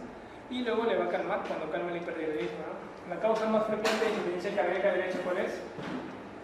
Esa es clásica. Siempre que te pregunten en el mundo de insuficiencia cardíaca derecha, es porque primero hubo una insuficiencia cardíaca izquierda, congestiona el pulmón, hace una hipertensión pulmonar y tras la hipertensión pulmonar claudica el corazón derecho. Es como si fuera una hipertensión sistémica. ¿Okay? Hay mucha hipertensión pulmonar y el ventrículo derecho pelea hasta un momento que pum, se cansa. Por lo tanto hay una claudicación del ventrículo derecho. ¿Okay? Eso es lo que hay que recordar. Por lo tanto, igualito, ¿no? El cor pulmonare, ¿qué es el cor pulmonare? Es la insuficiencia cardíaca derecha por los pacientes con EPOC. Porque cuando hay hipoxemia, el pulmón hace vasoconstricción. Hace una vasoconstricción tan severa que claudica el ventrículo derecho. Ya no puede mandar sangre al pulmón. Por lo tanto, los cuadros de hipoxemia crónica terminan en claudicación derecha. ¿Ok? La patología que no produce insuficiencia cardíaca congestiva, ¿cuál es? Esto tiene que ver con los pacientes que hacen insuficiencia cardíaca de gasto alto, ¿no es cierto? Los pacientes que hacen, por ejemplo, los hipertiroideos, los pacientes con enfermedad, con una enfermedad anafiláctica, los pacientes gestantes, clásicos, los pacientes que tienen fístulas arteriovenosas, los pacientes que tienen deficiencia vitamínica, tiamina, que es la más frecuente, ¿okay? Son los pacientes que tienen enfermedad de Payet. Clásico, esos pacientes que tienen insuficiencia cardíaca de alto gasto. O sea, tú ves que tienen un gasto cardíaco elevadísimo, pero tienen insuficiencia cardíaca. ¿Okay? Entonces acá te lo pregunto para que tú un poquito lo domines. Entonces, de todos estos, ¿cuál no tiene insuficiencia cardíaca? Artritis reumatoide. Definitivamente, la insuficiencia cardíaca en artritis reumatoide no se da, y más que todo, ni congestiva. ¿Okay? La filtración cardíaca es casi dejada de lado por estas patologías. En la insuficiencia cardíaca congestiva en el adulto, ¿cuál es el criterio mayor para el diagnóstico? ¿Qué marca? Disnea paroxística nocturna, ¿no? El criterio mayor más importante. Varón de 70 años con diagnóstico de insuficiencia cardíaca en tratamiento con digitálicos, diuréticos y IECA. Presenta anorexia, vómitos y desantoxia. ¿Cuál es el diagnóstico clínico? Cada vez que, sí, es intoxicación, ¿no? Cada vez que te hablan de desantoxias y te hablan que tienes insuficiencia cardíaca es intoxicado, ¿no? Una causa frecuente de intoxicación es cuando hay hipocalemia, ¿no? Potasio bajo. Paciente varón de 70 años con diagnóstico de hipertensión arterial acude por disnea. El examen físico se encuentra crepitante en la base de ambos emisores. ¿Cuál es el diagnóstico más probable? Clásico, que te pone el factor de riesgo de hipertensión arterial, te dice que tiene disnea y tiene crépitos en ambos efectores. Ah, es una insuficiencia cardíaca, ¿no? Definitivamente. Así tienes que encuadrarnos en los pacientes clásicos que se llaman pacientes robots. Este cuadro, por favor, me lo aprenden bien porque ha sido preguntado. Las 4 clases de NIF. Clase 1, no hay limitación para actividad física. Clase 2, hay ligera actividad, o sea, ya comienza a haber ya una ligera limitación en la actividad física. Acá ustedes ven que es cómodo en reposo, pero la actividad física normal, lo normal que él trabajaba, ya le resulta excesivo. O sea, ya no hacen bien sus cosas porque se limita mucho. El tipo 3 ya tiene una actividad física menor de la que realizaba, porque no logra hacerla. ¿Okay? Y el tipo 4 en reposo. ¿Ya? Eso es muy importante porque hay una pregunta de esas ahora último. Entonces acá igualito tienes la de NIHA y la clasificación canadiense, no lo olviden de cara al examen. ¿Ok? Le dan un repasito. Y mira, esto te preguntaron el año pasado, que es clásico en insuficiencia cardíaca. Mujer de 75 años con diagnóstico de falla cardíaca, desde hace 3 meses presenta disnea y dolor precordial a pequeños esfuerzos, por lo que permanece en reposo. A pequeños esfuerzos. O sea, no hace sus actividades ya, por lo tanto ya no es 2. Pero hace pequeños esfuerzos, o sea, son 3, ¿no es cierto? Examen, ortopnea de 100, en frecuencia respiratoria, evaluación toda la peña, ¿qué clase? La 3. Ahora, en el ENAM se me refiere un paciente, un alumno, y me dijo, doctor, pero dice que permanece en reposo, ¿no sería un 4 porque está en reposo? No, pero ella dice que hace pequeños esfuerzos. ¿No es cierto? Por lo que así es. Eso lo mantiene en reposo, pero cuando hace el esfuerzo, le viene. ¿Ok? Entonces, en cambio, a los pacientes 4, estando en reposo, le viene. Eso es lo más importante. Por lo tanto, si ha venido una hija, primera vez que viene una clasificación en la historia de los exámenes. Por eso te he puesto varias tablitas para que las aprendas. En hipertensión arterial, como le dije, este resumen es bien obsesivo, que resume todo en realidad. Es cuestión de interpretarlo bien. Pacientes que clasifican según la guía actualmente, los no diabéticos y que no tengan enfermedad renal crónica. ¿Ya? Así vamos a tratar el primer grupo. Segundo grupo, a los diabéticos. Tercer grupo, a los que tienen enfermedad renal crónica. Tienen que clasificarlo en 3 partes para que puedan entender todo el tratamiento. Al final el tratamiento es lo mismo, ¿no? Cati. Entonces, pero tienes que saberlo. Mire, lo ideal, este es lo ideal, que los pacientes tengan menos de 140 con 90. Si tienen más de eso, lo tratas. En cambio, en el otro lado lo tratas cuando tenga más de 150 con 90. ¿Cuál es el único caso que tratas cuando tenga más de 150 con 90? En los pacientes mayores de 70 años que no tienen diabetes ni enfermedad renal crónica. O sea, ahí donde puedes tolerar hasta 150. No lo tratas. ¿Ok? Pregunta de examen. ¿Cuál es el único grupo de pacientes que tú no lo tratas con más de 140? Los pacientes mayores de 60 años que no tengan diabetes y no tengan enfermedad renal crónica. A ellos solamente los trato cuando tienen más de 150 con 90. En cambio, todos los demás yo los trato cuando tengan más de 140 con 90. ¿Quiénes son todos los demás? Los renales crónicos, los diabéticos y los menores de 60 años que no tengan diabetes ni enfermedad renal crónica. Eso es importantísimo, ¿ya? A la hora de tratar. Segundo, ¿cuál es el tratamiento clásico? Calcio antagonistas, ARA2, tiacídicos y IECAS, CATI. ¿Okay? Es el tratamiento de la hipertensión arterial en historia, ¿eh? CATI. La diferencia es que ¿cuándo vas a usar el determinado fármaco, qué familia? Dependiendo. En los no diabéticos y los que no tienen enfermedad renal crónica, preferimos los calcio antagonistas y los tiacídicos. ¿Por qué? Porque si tienen menores de 60 años, preferimos tiacídicos. ¿Ya? Nos va bien. Si son mayores de 60 años, preferimos calcio antagonistas. En los pacientes diabéticos y los pacientes con enfermedad renal, tú prefieres los IECAS o los ARA2 de inicio. ¿Ok? Los IECAS o los ARA2 de inicio. ¿Cómo manejo? Antihipertensivo. ¿Ya? Eso es importante. Entonces, y en los pacientes de raza negra, tú prefieres tratar con calcio antagonista. ¿Ok? Calcio antagonista. Entonces, este es el esquema general del manejo de todo paciente hipertenso. Te falla con un esquema máxima dosis, pasas a un segundo fármaco. ¿Ok? Acá hay algunas enfermedades asociadas al tipo de fármaco clásico que uno usa, ¿no? Diabéticos y ECAS, ¿no? Nefrópatas y ECAS, para cuidar el riñón. Pacientes que te han preguntado, a ver, feocromocitoma, alfa bloqueante, ¿no? Terazocina, prazocina, ¿no? Hipertrofia prostática, también usa un alfa bloqueante, ¿no? Son pocos casos de uso un alfa bloqueante de inicio, pero hay que recordarlo. La hipertensión sistólica en el anciano se debe a ¿qué? Básicamente, ¿no? Endurecimiento de las arterias, lo más que vemos nosotros, ¿no? Varón de 45 años, hipertensión arterial sostenida de 129/95, sin antecedente de tabaquismo ni obesidad, lípidos normales, ecocardiograma, hipertrofia ventricular izquierda. Ya hay una lesión, ¿no? Cardiopatía, ya hay una cardiopatía. ¿Qué tratamiento le darían ustedes? 45 años, hipertensión arterial. Cuando haya cardiopatía, ya cambió la cosa, ¿no? Porque el primer grupo, ¿cuál era? Pacientes menores de 60 años sin problema diabético, sin enfermedad renal, ¿no? Pero también sanitos, pues, sin nada. Cada vez que hay una cardiopatía, se llama cardiopatía cuando hay tres cosas. Cuando hay hipertrofia ventricular izquierda, cuando el paciente tiene una fracción de eyección menor de 50, o con una disfunción diastólica que se ve por ecocardiografía. ¿Ok? Cuando me digan, doctor, tengo un paciente cardiópata, me estás diciendo cualquiera de estas tres cosas. O es hipertrófico, o tiene fracción de eyección menor de 50, o tiene disfunción diastólica. Entonces acá dice el paciente tiene cardiopatía, ¿no? Porque tiene una hipertensión ventricular izquierda. Todo paciente cardiópata tiene que iniciar tratamiento para la presión arterial de inicio con YECA o Vara2. ¿Ok? Dentro de CATI utilizas YECA o Vara2. ¿Ok? Entonces acá no hay pierde en alapril. Si el paciente no tuviera cardiopatía y tuviera una presión, por ejemplo, de 150/90 y es menor de 60 años, pero sin cardiopatía, tiazidas. ¿Ok? Eso no se olviden de cara al examen, les va a venir. El tratamiento de hipertensión arterial entre los betabloqueantes receptor beta-2, ¿cuál tiene propiedades claves selectivas beta-1 a dosis convencionales? Bueno, el único beta-1 acá potente es el atenolol, ¿no? Antiguamente el atenolol era el cardioselectivo por excelencia, siempre lo usábamos.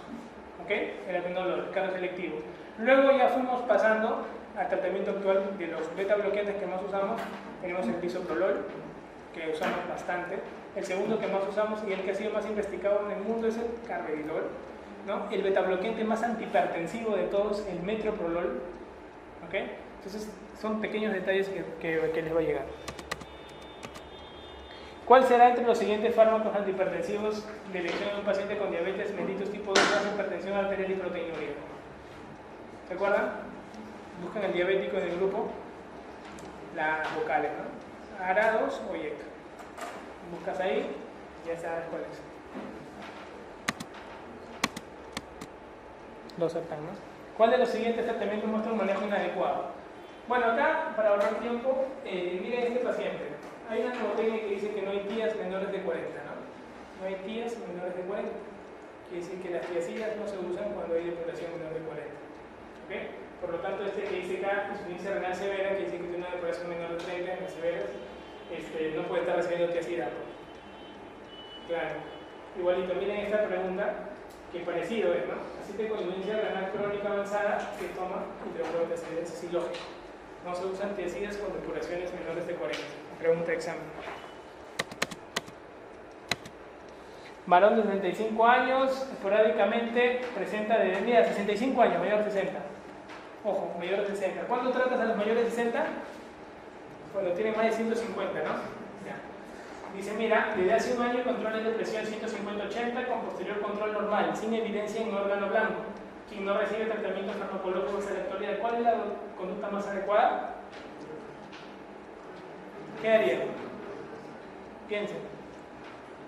150, ¿no? Y luego tiene controles normales. O sea, nadie tiene la seguridad que es más de 150. ¿Debería tratamiento? No, control antes.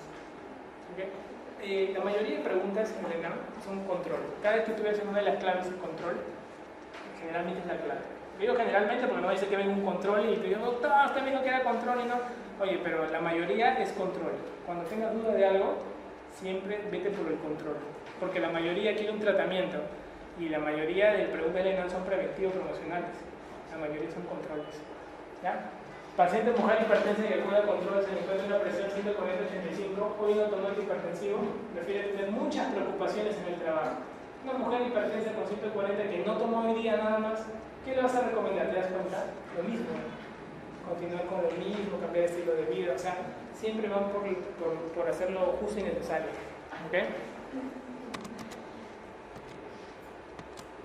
Varón de 68 años con presión de 128/85 en 2 evaluaciones. Según la Junta Internacional del Séptimo Comité, ¿cómo clasificaría al paciente? La clasificación no ha cambiado del séptimo al octavo, así que lo sigo manteniendo igual al séptimo. ¿Cuál sería este? Un prehipertenso, ¿cierto? Por lo tanto, te voy a una vez más fue preguntada la clasificación, así que, pero igualito hay que tenerlo presente, ¿no? Gestante, adolescente, 32 semanas. Si te hablan de gestante, hipertensión, sin mirar la clave, ¿cuál es la clave? Gestante, hipertensión y mira la clave así violenta nada más. Claro, otro es antagonista. No te queda otra, no le puedes dar más. ¿Ok? Paciente de 45 años sin antecedentes de importancia que presenta presión en la del 2014. 45 años sin antecedentes de importancia. Presenta presión 150/90 en 2 oportunidades. ¿Cuál es el fármaco de elección? ¿Qué marca? La pregunta es bien fácil, pero si yo le pusiera, por ejemplo, acá en Alapril, ¿cuál marca es igual? ¿Qué pide? ¿Qué marca? Pacientes menores de 60 años que tengan presión arterial mayor de 140 reciben tratamiento. Entonces, este recibiría tratamiento, ¿sí? Recibiría. ¿Tiene cardiopatía? No tiene, por lo tanto no inicio con YECA. Si no tiene cardiopatía, inicio con tiacídicos. ¿Ok? Como hemos explicado. Entonces no tiene nada, inicio con tiacídicos. Ahí siempre prima el tiacídico sobre el YECA en el daño al corazón, la cardiopatía. Por eso que el cardiólogo es el que dice, no, hay un cuadro de cardiopatía. Basta que seas hipertenso y tienes algún daño de cardiopatía. Tienes disfunción diastólica, por lo tanto puedes iniciar con un YECA. Pero como acá por algo te ponen sin antecedente de importancia, o sea, algo te tienen que decir que, oye, lo justo y necesario nada más. Tiacídico. Con tiacídico controla. Si más bien con el tiacídico no controlara, ahí recién te inicias el YECA. ¿Ok? Esa es la forma de cómo tienes que manejar tus pacientes. En valvulopatías, ustedes recuerdan las válvulas del corazón. Básicamente tiene 3 partes: el aparato valvular, el anillo valvular, toda la parte de los velos valvulares, tiene las cuerdas tendíneas y los músculos papilares. Cuando falla, por ejemplo, en un infarto, puede fallar esta zona del ventrículo, por lo tanto es disquinético, por lo tanto no cierra bien, hay insuficiencia. Puede haber un infarto que dañe el músculo papilar, por lo tanto se necrosa el músculo, hay insuficiencia porque no va a cerrar bien. ¿Ok? Eso es cuando el daño es subvalvular, se llama. Subvalvular, ¿no? Por isquemia miocardial. Cuando el daño es valvular, puede ser por endocarditis y puede haber una falla. Puede ser una estenosis por calcificación anormal, puede haber una falla. O sea, a diferentes niveles pueden atacar al corazón. La pregunta es la siguiente, es la que mostramos en el NAN extremo. En casos de las patologías valvulares, que también hay una historia, ¿cuál es la más preguntada? En orden, vamos a mirarlo así, de arriba para abajo. La más preguntada es la aórtica, después la mitral y los pies pulmonar. Este lado es el lado de las estenosis, el otro lado es el lado de las insuficiencias.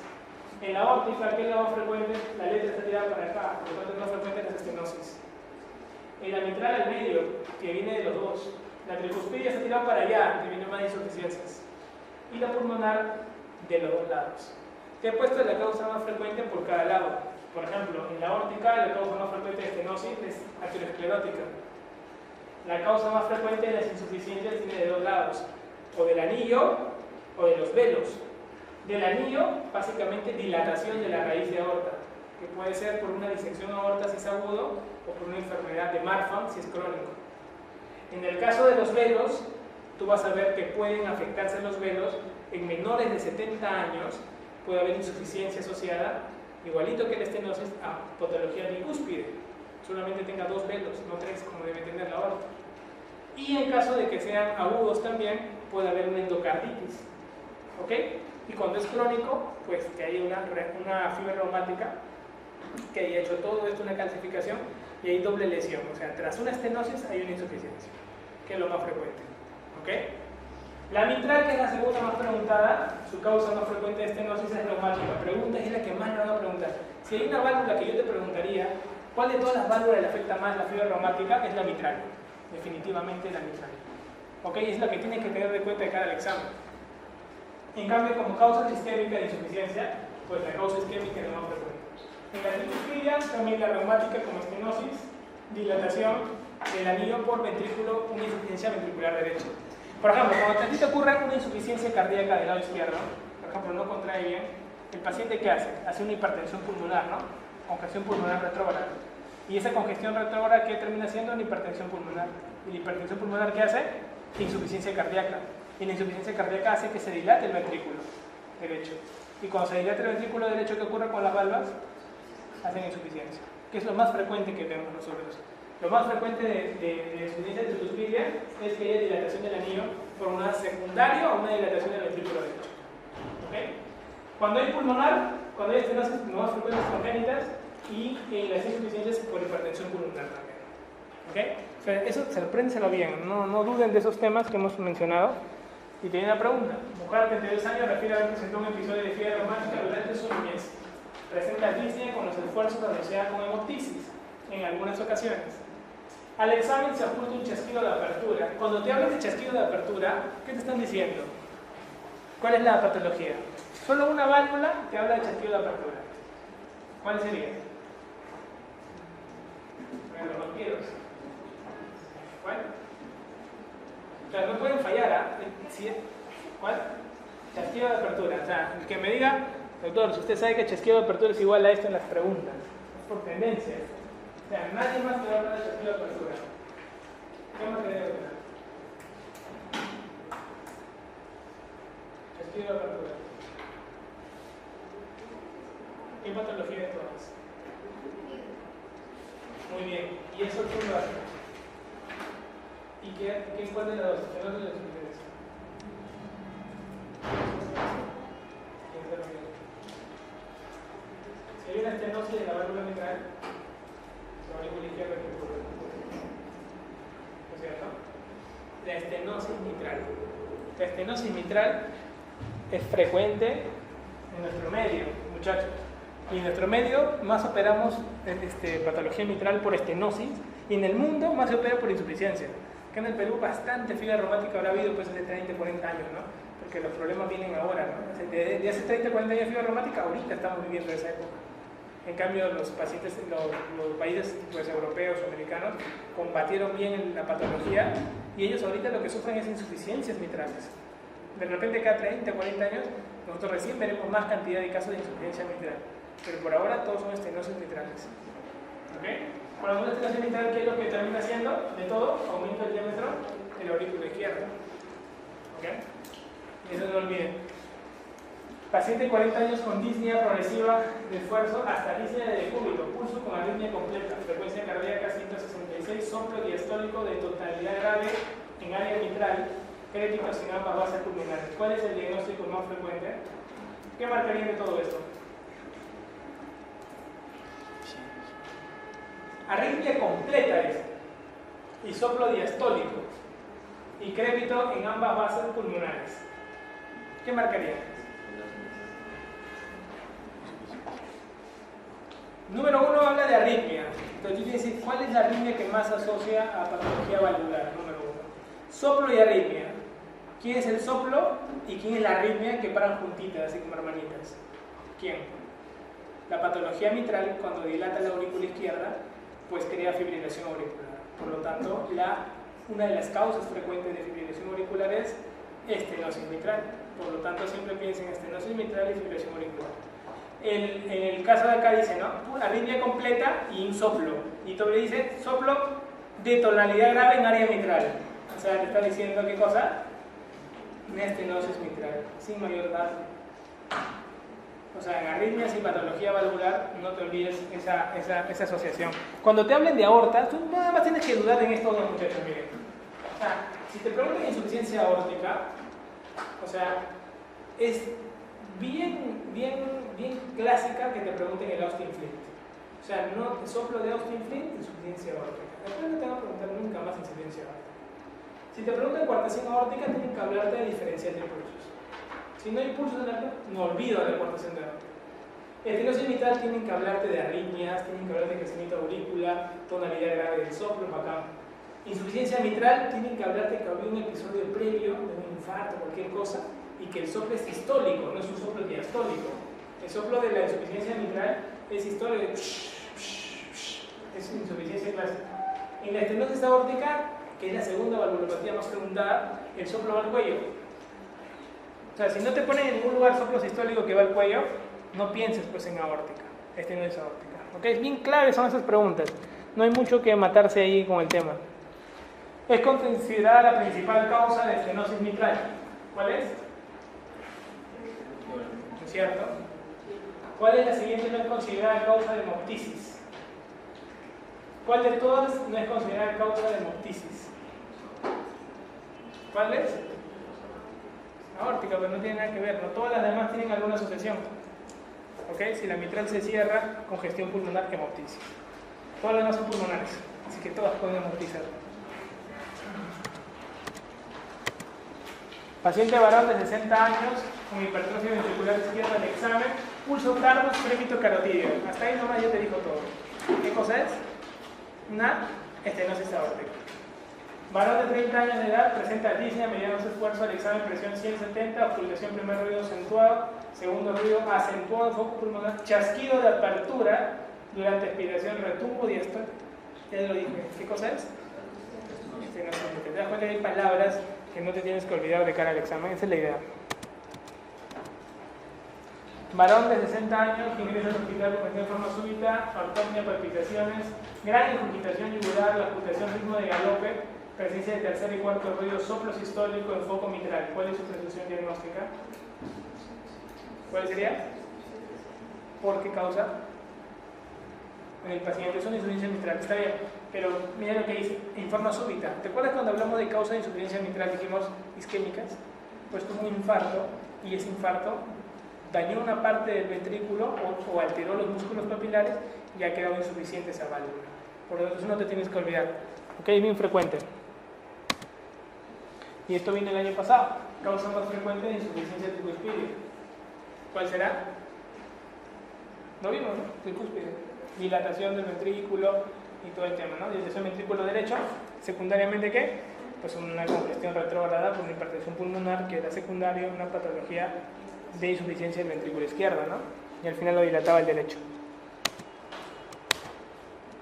En cardiopatías congénitas solamente quiero que te aprendas de manera clasificatoria esto, ¿no? Las acianóticas, un cortocircuito izquierda-derecha. Ninguna de estas es cianosis, pues, porque la sangre va de izquierda a derecha. Recuerden que derecha es igual a cianótico. Si hace de derecha a izquierda, quiere decir que la sangre cianótica pasa a la circulación general. ¿No es cierto? La sangre poco oxigenada a la circulación. Pero todas estas van de izquierda a derecha, o sea, ilógico que un CIA, un CIB, un PCA sean cianóticos, a menos que la circulación sea ya invertida. Cuando hay hipertensión pulmonar severa, se invierte. ¿Ok? Entonces, si no, ¿por qué te puedo dar por el CIB? Porque lo tienes que leer para el examen para el domingo, que sea una ley de los repasos teóricos que hemos dado. O sea, la idea es un CIB mínimo, pues, es lo que preguntan más. ¿Ok? Entonces, eso es clásico. Las acianóticas sin cortocircuito, pues, básicamente, estenosis y insuficiencia de todas. Coartación, no han sido preguntadas en el ENAM, solo cuadro clínico. Anomalía de ese no ha sido preguntada en el ENAM, solo cuadro clínico. Lo que se han preguntado son estas: CIB, CIA y PCA. Por lo tanto, una leidita nada más previa de cara al examen. Yo sé que estás con el tiempo corto, pero CIB es lo más frecuente en Perú. Y las cianóticas con aumento de flujo tenemos las menores de un año, transposición de grandes vasos, y en las mayores de un año, tetralogía de Fallot. ¿Ok? De las cianotizantes. No te lo quedes con todas las demás, eso lo dejamos para otro tiempo. De las frecuencias, como te das cuenta, el CIB es lo más frecuente, por lo tanto no te mates leyendo hoy día cuando llegues a tu casa en la noche, drenaje venoso anómalo pulmonar total. O sea, no va a venir en el examen. Entonces tú ya más o menos vas viendo cuál es el que va a venir. En la tetralogía de Fallot todo lo siguiente es cierto, excepto ¿cuáles son las cosas que ocurren en el Fallot? ¿Se acuerdan? ver, usted doctora una. Acabo de emitir la hora. Muy bien. Usted doctora. ¿Interauricular o extraauricular? Interauricular, muy bien. ¿Usted doctora?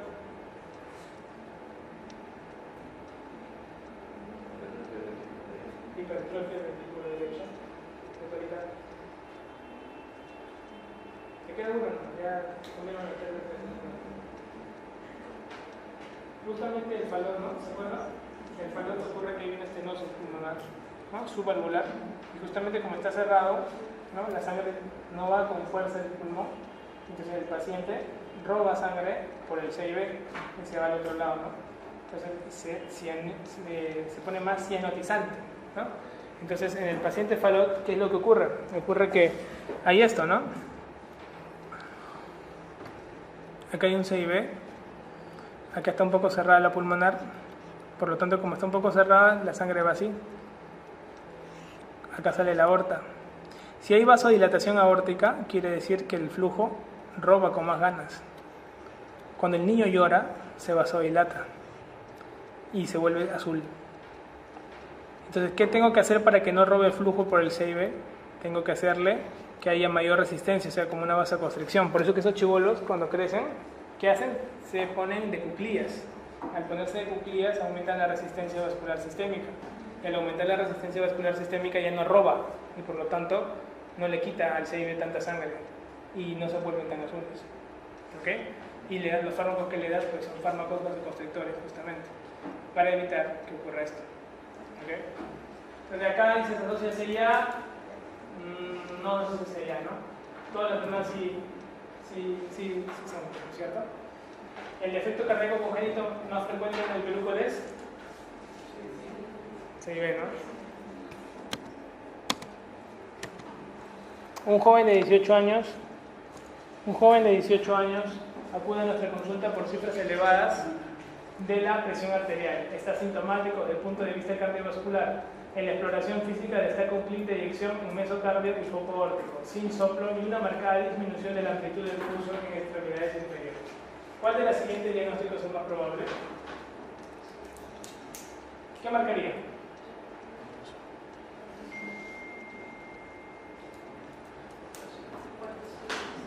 Es lógico.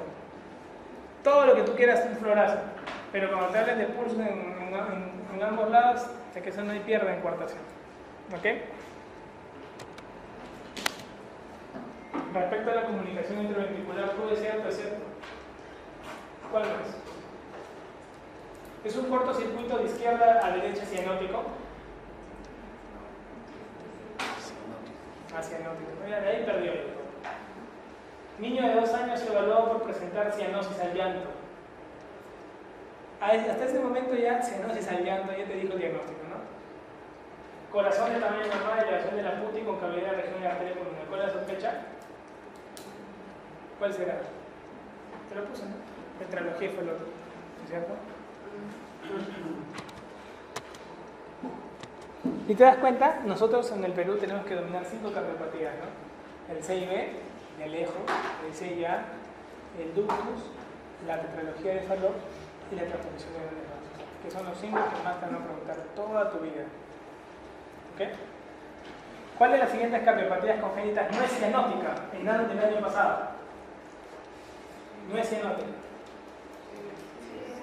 O sea, ¿te das cuenta? O sea, les importa preguntarte lo más frecuente, nada más. No tienes por qué leer hoy día en tu casa ventrículo único. O sea, es un poquito la tendencia. Bueno, de las arritmias, la que más te van a preguntar es la fibrilación auricular. Y la fibrilación auricular, ahora no he venido preguntas, ¿ah? Pero no voy a decir que este año venga. O sea, que si viene ya me agradece. Mira, el CHATS. Ustedes saben el CHATS. Entonces, puede ser que venga este año. ¿Ya? Nada más le digo, puede ser que venga. Ya, le dejo por ahí. Lo dejaré en mi directo. Entonces, esto de acá, apréndenselo por si acaso pueden ver. El CHATS. ¿Ya? El CHATS es, tú sabes que las pacientes de fibrilación auricular mueren más que todo, o sea, porque número uno, ellos reciben una anticoagulación, ¿no? El INR tiene que estar entre 2 y 3, número 1. Estos pacientes, su riesgo pronóstico se sabe actualmente que viven más los pacientes anticoagulados, lógicamente. O sea que la no anticoagulación es el factor de riesgo más importante de muerte en un fibrilador. Por lo tanto, para saber en qué momento anticoagular mis pacientes con fibrilación auricular, yo lo que tengo que saber es evaluar el CHA2-VAS. En qué momento voy a anticoagular plenamente. Entonces, es la puntuación. Cada puntuación de este dato te va a dar un riesgo de hacer un ACV asociado. ¿Ok? Fibrilador, y con estos riesgos tengo que saber en qué momento anticoagular.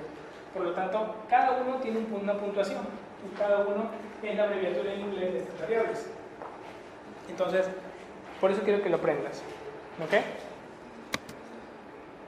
En la parte de arriba tú ves la puntuación y tú ves en qué momento inicias la anticoagulación.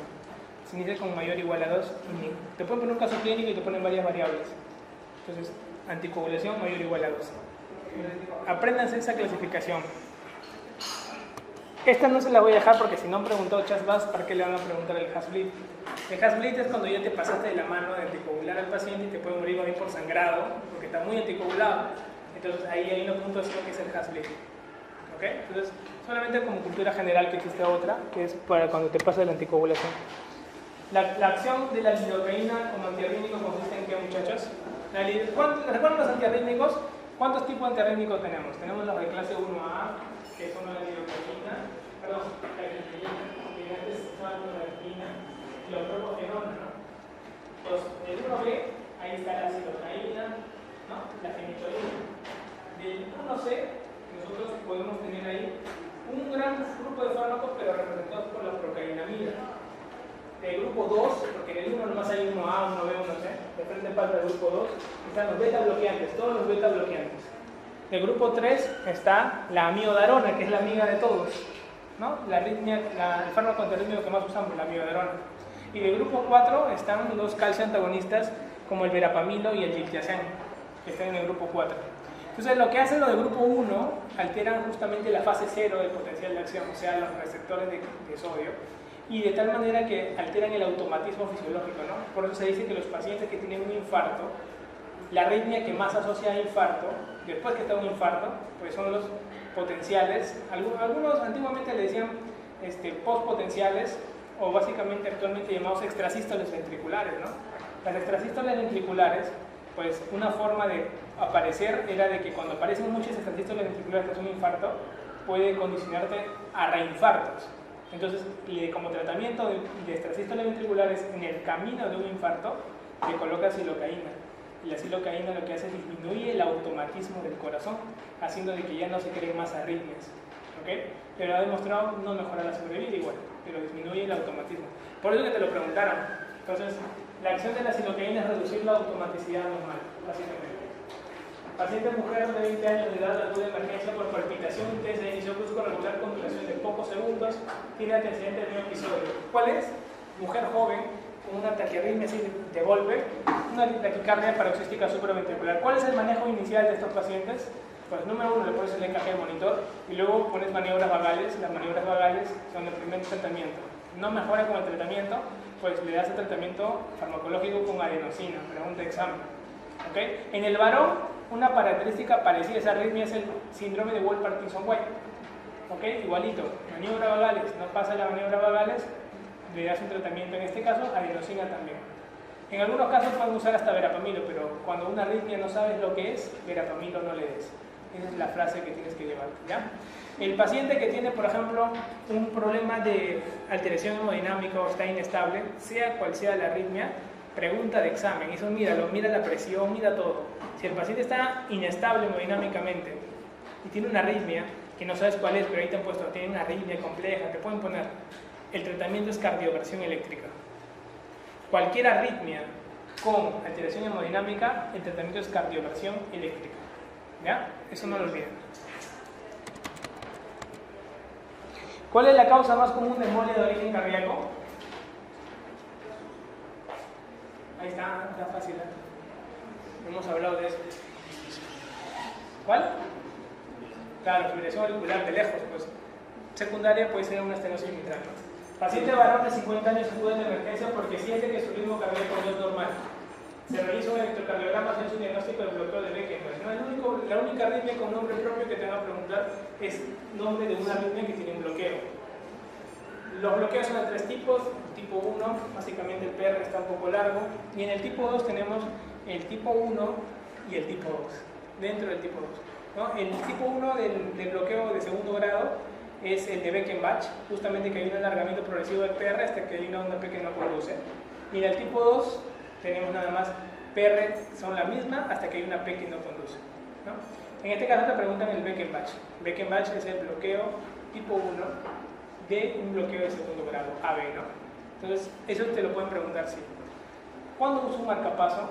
Un marcapaso no usa un bloqueo de primer grado, ni siquiera en un bloqueo de segundo grado, que es tipo 1. Siempre uso un marcapaso en un paciente de manera definitiva, cuando el bloqueo es al menos de segundo grado, tipo 2 para arriba. Pregunta de examen. Si es un bloqueo de segundo grado tipo 2 para arriba, o sea, tipo 2 con alto riesgo, o un tipo 3, un bloqueo de tercer grado, se usa marcapaso definitivo. O sea, en el bloqueo de segundo grado tipo 1 de Beckenbach no uso marcapaso, pregunta de examen, solo si el paciente es sintomático. Si el paciente es sintomático, sí uso marcapaso. ¿Ok? Eso, que se queden como cosas fijas para toda su vida, ¿ya? Alteración más frecuente del ritmo cardíaco en niños. Pues el ritmo cardíaco que más se ve en niños son las taquicardias, ¿no? Las taquicardias inusuales, más frecuentes, después la supra, ¿no? En este caso las inusuales. Mujer con episodio de síncope, 50 latidos por minuto. Tiene 50 latidos, o sea, está bradicárdica. Y el QRS está en 2.5, ¿no? Entonces, ¿qué es lo más frecuente de ver en un paciente que sospechas un síncope y encima tiene un EKG alterado, cualquiera sea la causa? Tienes que hacerle un Holter. O sea, cualquier causa de síncope, esto evalúas causa cardíaca, pulmonar, patología carotidia, estás viendo todo eso. Pero nada más, haciendo cardíaca, ves EKG alterado, cualquier cosa que sea la causa, pucha, Holter, porque es un monitoreo de 24 horas de actividad eléctrica. ¿Ok? Paciente con cardiopatía hipertensiva isquémica acude a emergencia por angina moderada. El examen muestra un paciente pálido, diaforético. Mira, tiene hipertensión e isquémica, dice. Esta parte, diaforético, pálido, frecuencia 150, presión 35-50. Está chocado, ¿no? Está chocado el paciente. El electrocardiograma muestra QRS 0.14, o sea, ancho, e intervalos CR iguales. Las ondas P se observan de forma inconstante, sin guardar relación con los complejos QRS. ¿Cuál es el manejo de primera línea? ¿Cuál? La diversión. No te enloqueces, no, creo que le doy miodarona, o mejor una maniobra. No, ya estoy chocado, no pierde, ¿qué reversión? ¿No? Paciente mujer de 18 años, cuando te digan mujer joven y te hacen una arritmia, sospecha siempre en esta, no hay pierde. ¿Qué es lo más frecuente que vemos? Taquicardia de 185 por minuto, QRS estrecho, no arritmia, maniobra valvular negativas. Uy, no se pudo. ¿Cuál es el siguiente tratamiento? Ay, no, sí, es cierto. No te preguntan eso, nada más te piden el nombre. Taquicardia paroxística supraventricular, ¿no es cierto? Paciente de 75 años con disnea, tos, edema de miembros inferiores sin congestión yugular. Crépitos, un tercio superior de ambos pulmones. Pulso irregular de 160 por minuto y EKG arritmia completa. La mejor terapia endovenosa inicial es un diurético de ACE. ¿Y qué cosa más? Tos, edema de miembros inferiores sin congestión. Es un cuadro de insuficiencia cardíaca. Pulso irregular de 160 por minuto. La causa más frecuente, la única indicación de uso de un digitálico es un paciente con insuficiencia cardíaca que tenga asociado una fibrilación auricular. Nada más. O sea, métese en la cabeza, yo uso digitálico cuando tengo insuficiencia cardíaca con una patología, en este caso una fibrilación auricular. Es la única indicación, ya no se usa el digitálico prácticamente. Ustedes van a los hospitales, nadie usa licoxina, así nomás. Porque ahora usamos como terapia de control de la frecuencia cardíaca beta bloqueante, bisoprolol, van bien, nadie usa digitálicos. Ya casi, por ejemplo, la clasificación del tratamiento de insuficiencia cardíaca, así, ¿no? Dice, terapia A, usar esta, y al digitálico pone que está en la letra J o K, de todo el abecedario de tratamiento farmacológico. O sea que ya pasó al moda. Entonces, por lo tanto, las preguntas van a venir poco ya con digitálico. Más van a venir beta bloqueante, que son los que están los reyes ahorita. ¿Ya? Varón de 25 años que presenta bruscamente, acá sería la anafásido, ¿no? Es el digitálico este. Varón de 25 años que presenta bruscamente taquicardia, varón joven. Es un joven y bruscamente 140 por minuto. EKG, PR corto, QRS ancho y descenso irregular. ¿Qué cosa es eso? Wolff, Parkinson, White. ¿no? Y dice, ¿cuál es el tratamiento inicial recomendado? En este caso, se lo digo por cultura general, como se trata ya de un tratamiento diagnóstico muy claro, muy clarito, ya sé qué arritmia es, por lo tanto sé que verapamilo le doy. ¿Ok? Pero si yo no supiera qué arritmia es para nada, nunca le des verapamilo de entrada al paciente, lo matas, hasta que le bloqueas todo el corazón. ¿Ok? Pero acá es un síndrome de Wolff-Parkinson-White. ¿Está hemodinámicamente inestable? No, eso no lo cardioabierto, lo es su verapamilo. ¿Ok? Varón de 56 años con diagnóstico de Wolff-Parkinson-White presenta bruscamente, ¿ves? Taquicardia con pulso irregular de 180 latidos. ¿Qué le das como terapia más adecuada? ¿Qué le doy de todo esto? Dice, bruscamente taquicardia con pulso irregular por minuto con compromiso cardíaco eléctrico, no hay pierde. Varón de 56 años con antecedentes de asma bronquial, fibrilación, insuficiencia cardíaca clase funcional 4, conversión de eyección de 30. ¿Cuál está contraindicado?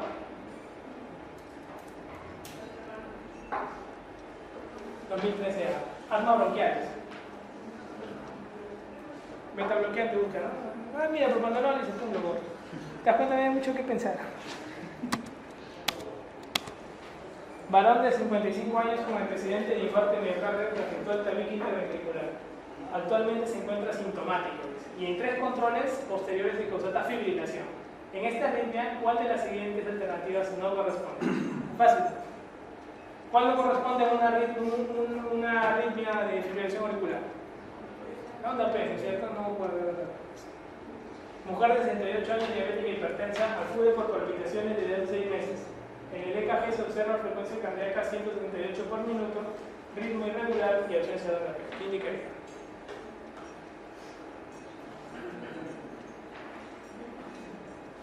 ¿Qué marcarían ahí? Número 1, la fibrilación auricular tiene 4 grados, ¿no? La fibrilación paroxística, que es la que debuta. La segunda, prácticamente una fibrilación auricular, nosotros la llamamos una fibrilación persistente, una fibrilación auricular permanente y prácticamente una fibrilación auricular de inicio reciente, ¿no? Entonces, todos los pacientes para nosotros que debutan con una fibrilación auricular, en el hospital, por ejemplo, no tienen fibriladores, nada, lo tratamos como una paroxística, o sea, le damos tratamiento farmacológico. Si está hemodinámicamente estable, farmacológico, con amiodarona, que te revierte. Pero la fibrilación, una cosa es revertir el ritmo y una cosa es controlar el ritmo. ¿Okay? Cuando el paciente tiene fibrilación de 6 meses o más, ya no se revierte el ritmo, vive con su fibrilación toda su vida. Lo único que hacemos es anticoagular al paciente, lo anticoagulamos internamente. ¿Okay? Entonces esta señora tiene 6 meses. 6 meses fibriladora. ¿Tú le vas a revertir el ritmo? Ya no, ya. Solamente, ¿qué se hace? 2 cosas. Anticoagulación y control de su frecuencia, nada más. O sea, que su fibrilación esté fibrilando, pero que sea con una frecuencia menos de 100, si no se descompensa el corazón. Pues le doy su beta bloqueante y controlo su frecuencia, que esté menos de 100, se llama FARSE, ¿no? Fibrilación auricular de respuesta ventricular controlada. Menos de 100, bacán. Lo controlo su fibrilación, pero con su anticoagulación. No se revierte, ¿no? Acá dice, mira, con cardioversión eléctrica, nada, no se cardiovierte, tiene más de 6 meses, considera no permanente. 2, cardioversión, tampoco. Controlar la frecuencia hasta la reparación de la onda B. Ya no va a reparar, no va a volver, ya cardioversión, nada. Cuando yo les enseñé, no sé si ustedes han visto en la tutoría, cuando hicimos al inicio de año, los test de oveja negra, o sea, alguien que no sabía nada acerca de nada, no sabe nada de cardiología, podía haber respondido esto con esa técnica. ¿Por qué? Porque 4 alternativas tocaban la misma palabra y hay una que no la tocaba. Con esa técnica también se puede resolver exámenes, preguntas. Yo les recomiendo que vuelvan a escuchar ese video que hicimos, porque ahora para el examen, como su capacidad de absorber toda capacidad de conocimiento está más amplia que en el comienzo del año, todo va a ser bien recibido. Entonces, vuelvan a escuchar la tutoría de cómo resolver preguntas de examen y en ese momento vimos esto. Y era una pregunta del simulacro. Entonces, porque va a llegar un momento que puede ser que tú hayas estudiado un montón, pero va a llegar un momento que te vas a enfrentar ante esas preguntas. Pero cuando te enfrentes a esas preguntas, tienes que aplicar ya tus técnicas. No te queda otra. O sea, tienes que enfrentarte al enemigo, ahí está parado. O vive él o vives tú. Entonces tienes que aplicar todas las técnicas que te vamos a aprender y te has enseñado. Tú tienes que mirar los videos para eso de tutorial, para que un poco entres en ambiente. Patología pericárdica, aprende esto, lo que vimos en el gran extremo, nada más. ¿Ya? No estudies nada de esto, ¿ya? Pericarditis aguda, clínica, etiología idiopática. Clínica, dolor, la pericarditis duele. EKG, pues todo ST está pues con su cubeta clásica elevada, pero el ABR no lo está. Tratamiento AINES, nada más. Pericarditis constrictiva es clásica, recordar lo que pasa en la hemotecnia, pericus. Pericarditis constrictiva, onda del seno venoso Y hundido y signo de Kussmaul. El signo de Kussmaul puede ser el taponamiento de pericarditis, pero es más característico de la pericarditis. Igualito que el taponamiento cardíaco, con la hemotecnia. Taponamiento más bajo el seno venoso X y el pulso paradójico más se asocia al taponamiento. Si tú en la clave no ves taponamiento, pues marca pericarditis constrictiva. Pueden compartir los dos, pero es más frecuente en el taponamiento cardíaco. En la pericarditis constrictiva, la etiología igualito que las tres es idiopática. La mayor causa es idiopática en las tres. La congestión de la pericarditis porque se atrapa el ventrículo es una congestión retrógrada. Diagnóstico, placa, 70% está calcificada la pericarditis. Y el tratamiento se cambia todo el pericardio también. En taponamiento cardíaco, la causa más frecuente es idiopática. La clínica, bajo gasto, como el corazón está oprimiéndose, bajo gasto cardíaco y es en falla renal rápidamente. En el diagnóstico, ecocardiográfico, tienes que ver EKG y ecocardiografía. Cuando hago una pericardiocentesis de emergencia, solamente si hay colapso de cavidad derecha o si es una pericarditis purulenta. Nada más. Pregunta de examen. ¿Cuándo se hace pericardiocentesis de emergencia? Cuando hay colapso de cavidad derecha, visto por ecocardiograma o pericarditis purulenta. Tratamiento, básicamente pericardiocentesis, como te he dicho, y si esto se vuelve a llenar, ventana pericárdica. ¿Ok? Ventana pericárdica. La tríada de Beck, característica, solo se ve en el 40% de casos de taponamiento cardíaco. La gran mayoría de taponamiento cardíaco no va con tríada de Beck. Marque lo correcto en el dolor por pericarditis. Se produce. ¿Cuál es lo clásico del dolor por pericarditis?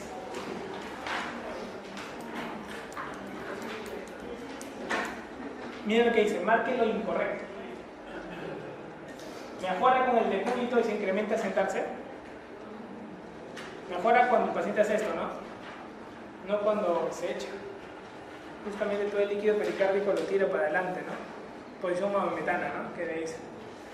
Entonces ahí mejora el paciente con pericarditis. No, empeora más bien cuando el paciente se echa.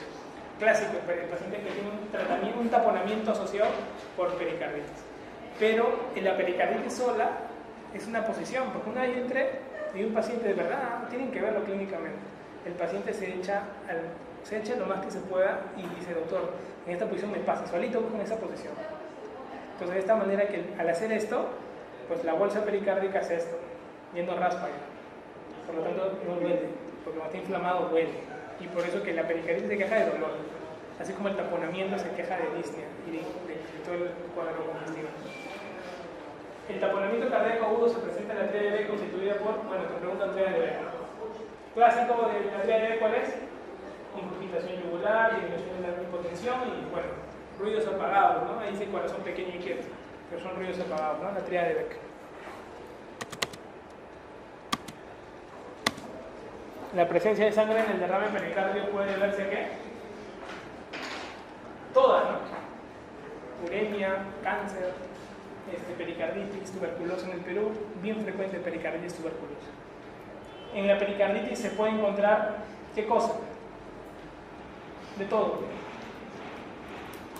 Desdoblamiento amplio del segundo ruido cardíaco se ve. Desdoblamiento amplio del segundo ruido cardíaco. Se ve chasquido de apertura y esas palabras ya le van sonando, ¿no? Soplo de expulsión sistólico, cianosis central, choque pericárdico, el roce pericárdico, ¿no? ¿Se escucha? Pero tienes que entrenar tu oído, ¿no? Yo lo escuché a partir de R3. No escuchaba, de mentira, en mi interno me decía, yo escucho, doctor, usted no escucha. Pero mentira, apenas se escucha.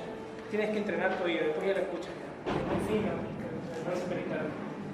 Señale lo falso en medidas de urgencia. Neumotórax abierto debe convertirse en cerrado. Tórax batiente debe fijarse externamente. El taponamiento cardíaco aumenta la presión arterial. El enfisema debe drenarse. Neumotórax afección de urgencia. Número 1. Neumotórax abierto, o sea, tienes un hueco en el tórax, te puede venir a, ¿no? Doctor, tengo un hueco acá. ¿No? Imagínate que no sé, que te accidentaron y se vea, así se ve el pulmón por dentro. ¿Qué haces? Lo tapas, ¿no? Pones una gasa para agarrarlo por todos lados y pones un tubo de drenaje, ¿no? Hasta que lleguemos a arreglarlo. Pero lo salvas la vida, porque es un abierto, un neumotórax abierto lo has convertido en una neumotórax cerrada. Verdadero. Tórax batiente debe fijarse externamente, por ejemplo, tienes una costilla de 3 o más en 2 partes, 3 costillas o más, pero en 2 partes de cada costilla fracturada, entonces se convierte en un tórax inestable. Le colocamos placas de fijación externa para justamente el paciente no entrara en insuficiencia respiratoria. Correcto. El taponamiento cardíaco aumenta la presión arterial si el TDM es hipotensión. Eso es más falso. La combinación de pulso, de ausencia de pulso y ausencia de signo de pulso agudo con descenso de X prominente favorece que diagnóstico.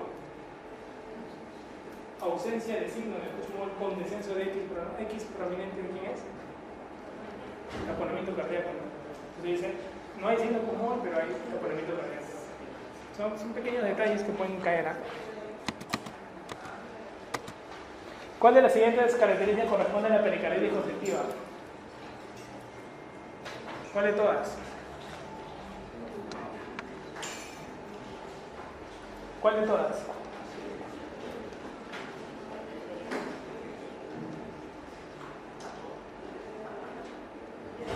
Todas pueden ser, ¿no? Todas pueden ser. ¿Cuál de las siguientes pruebas de diagnóstico es preciso en pericarditis?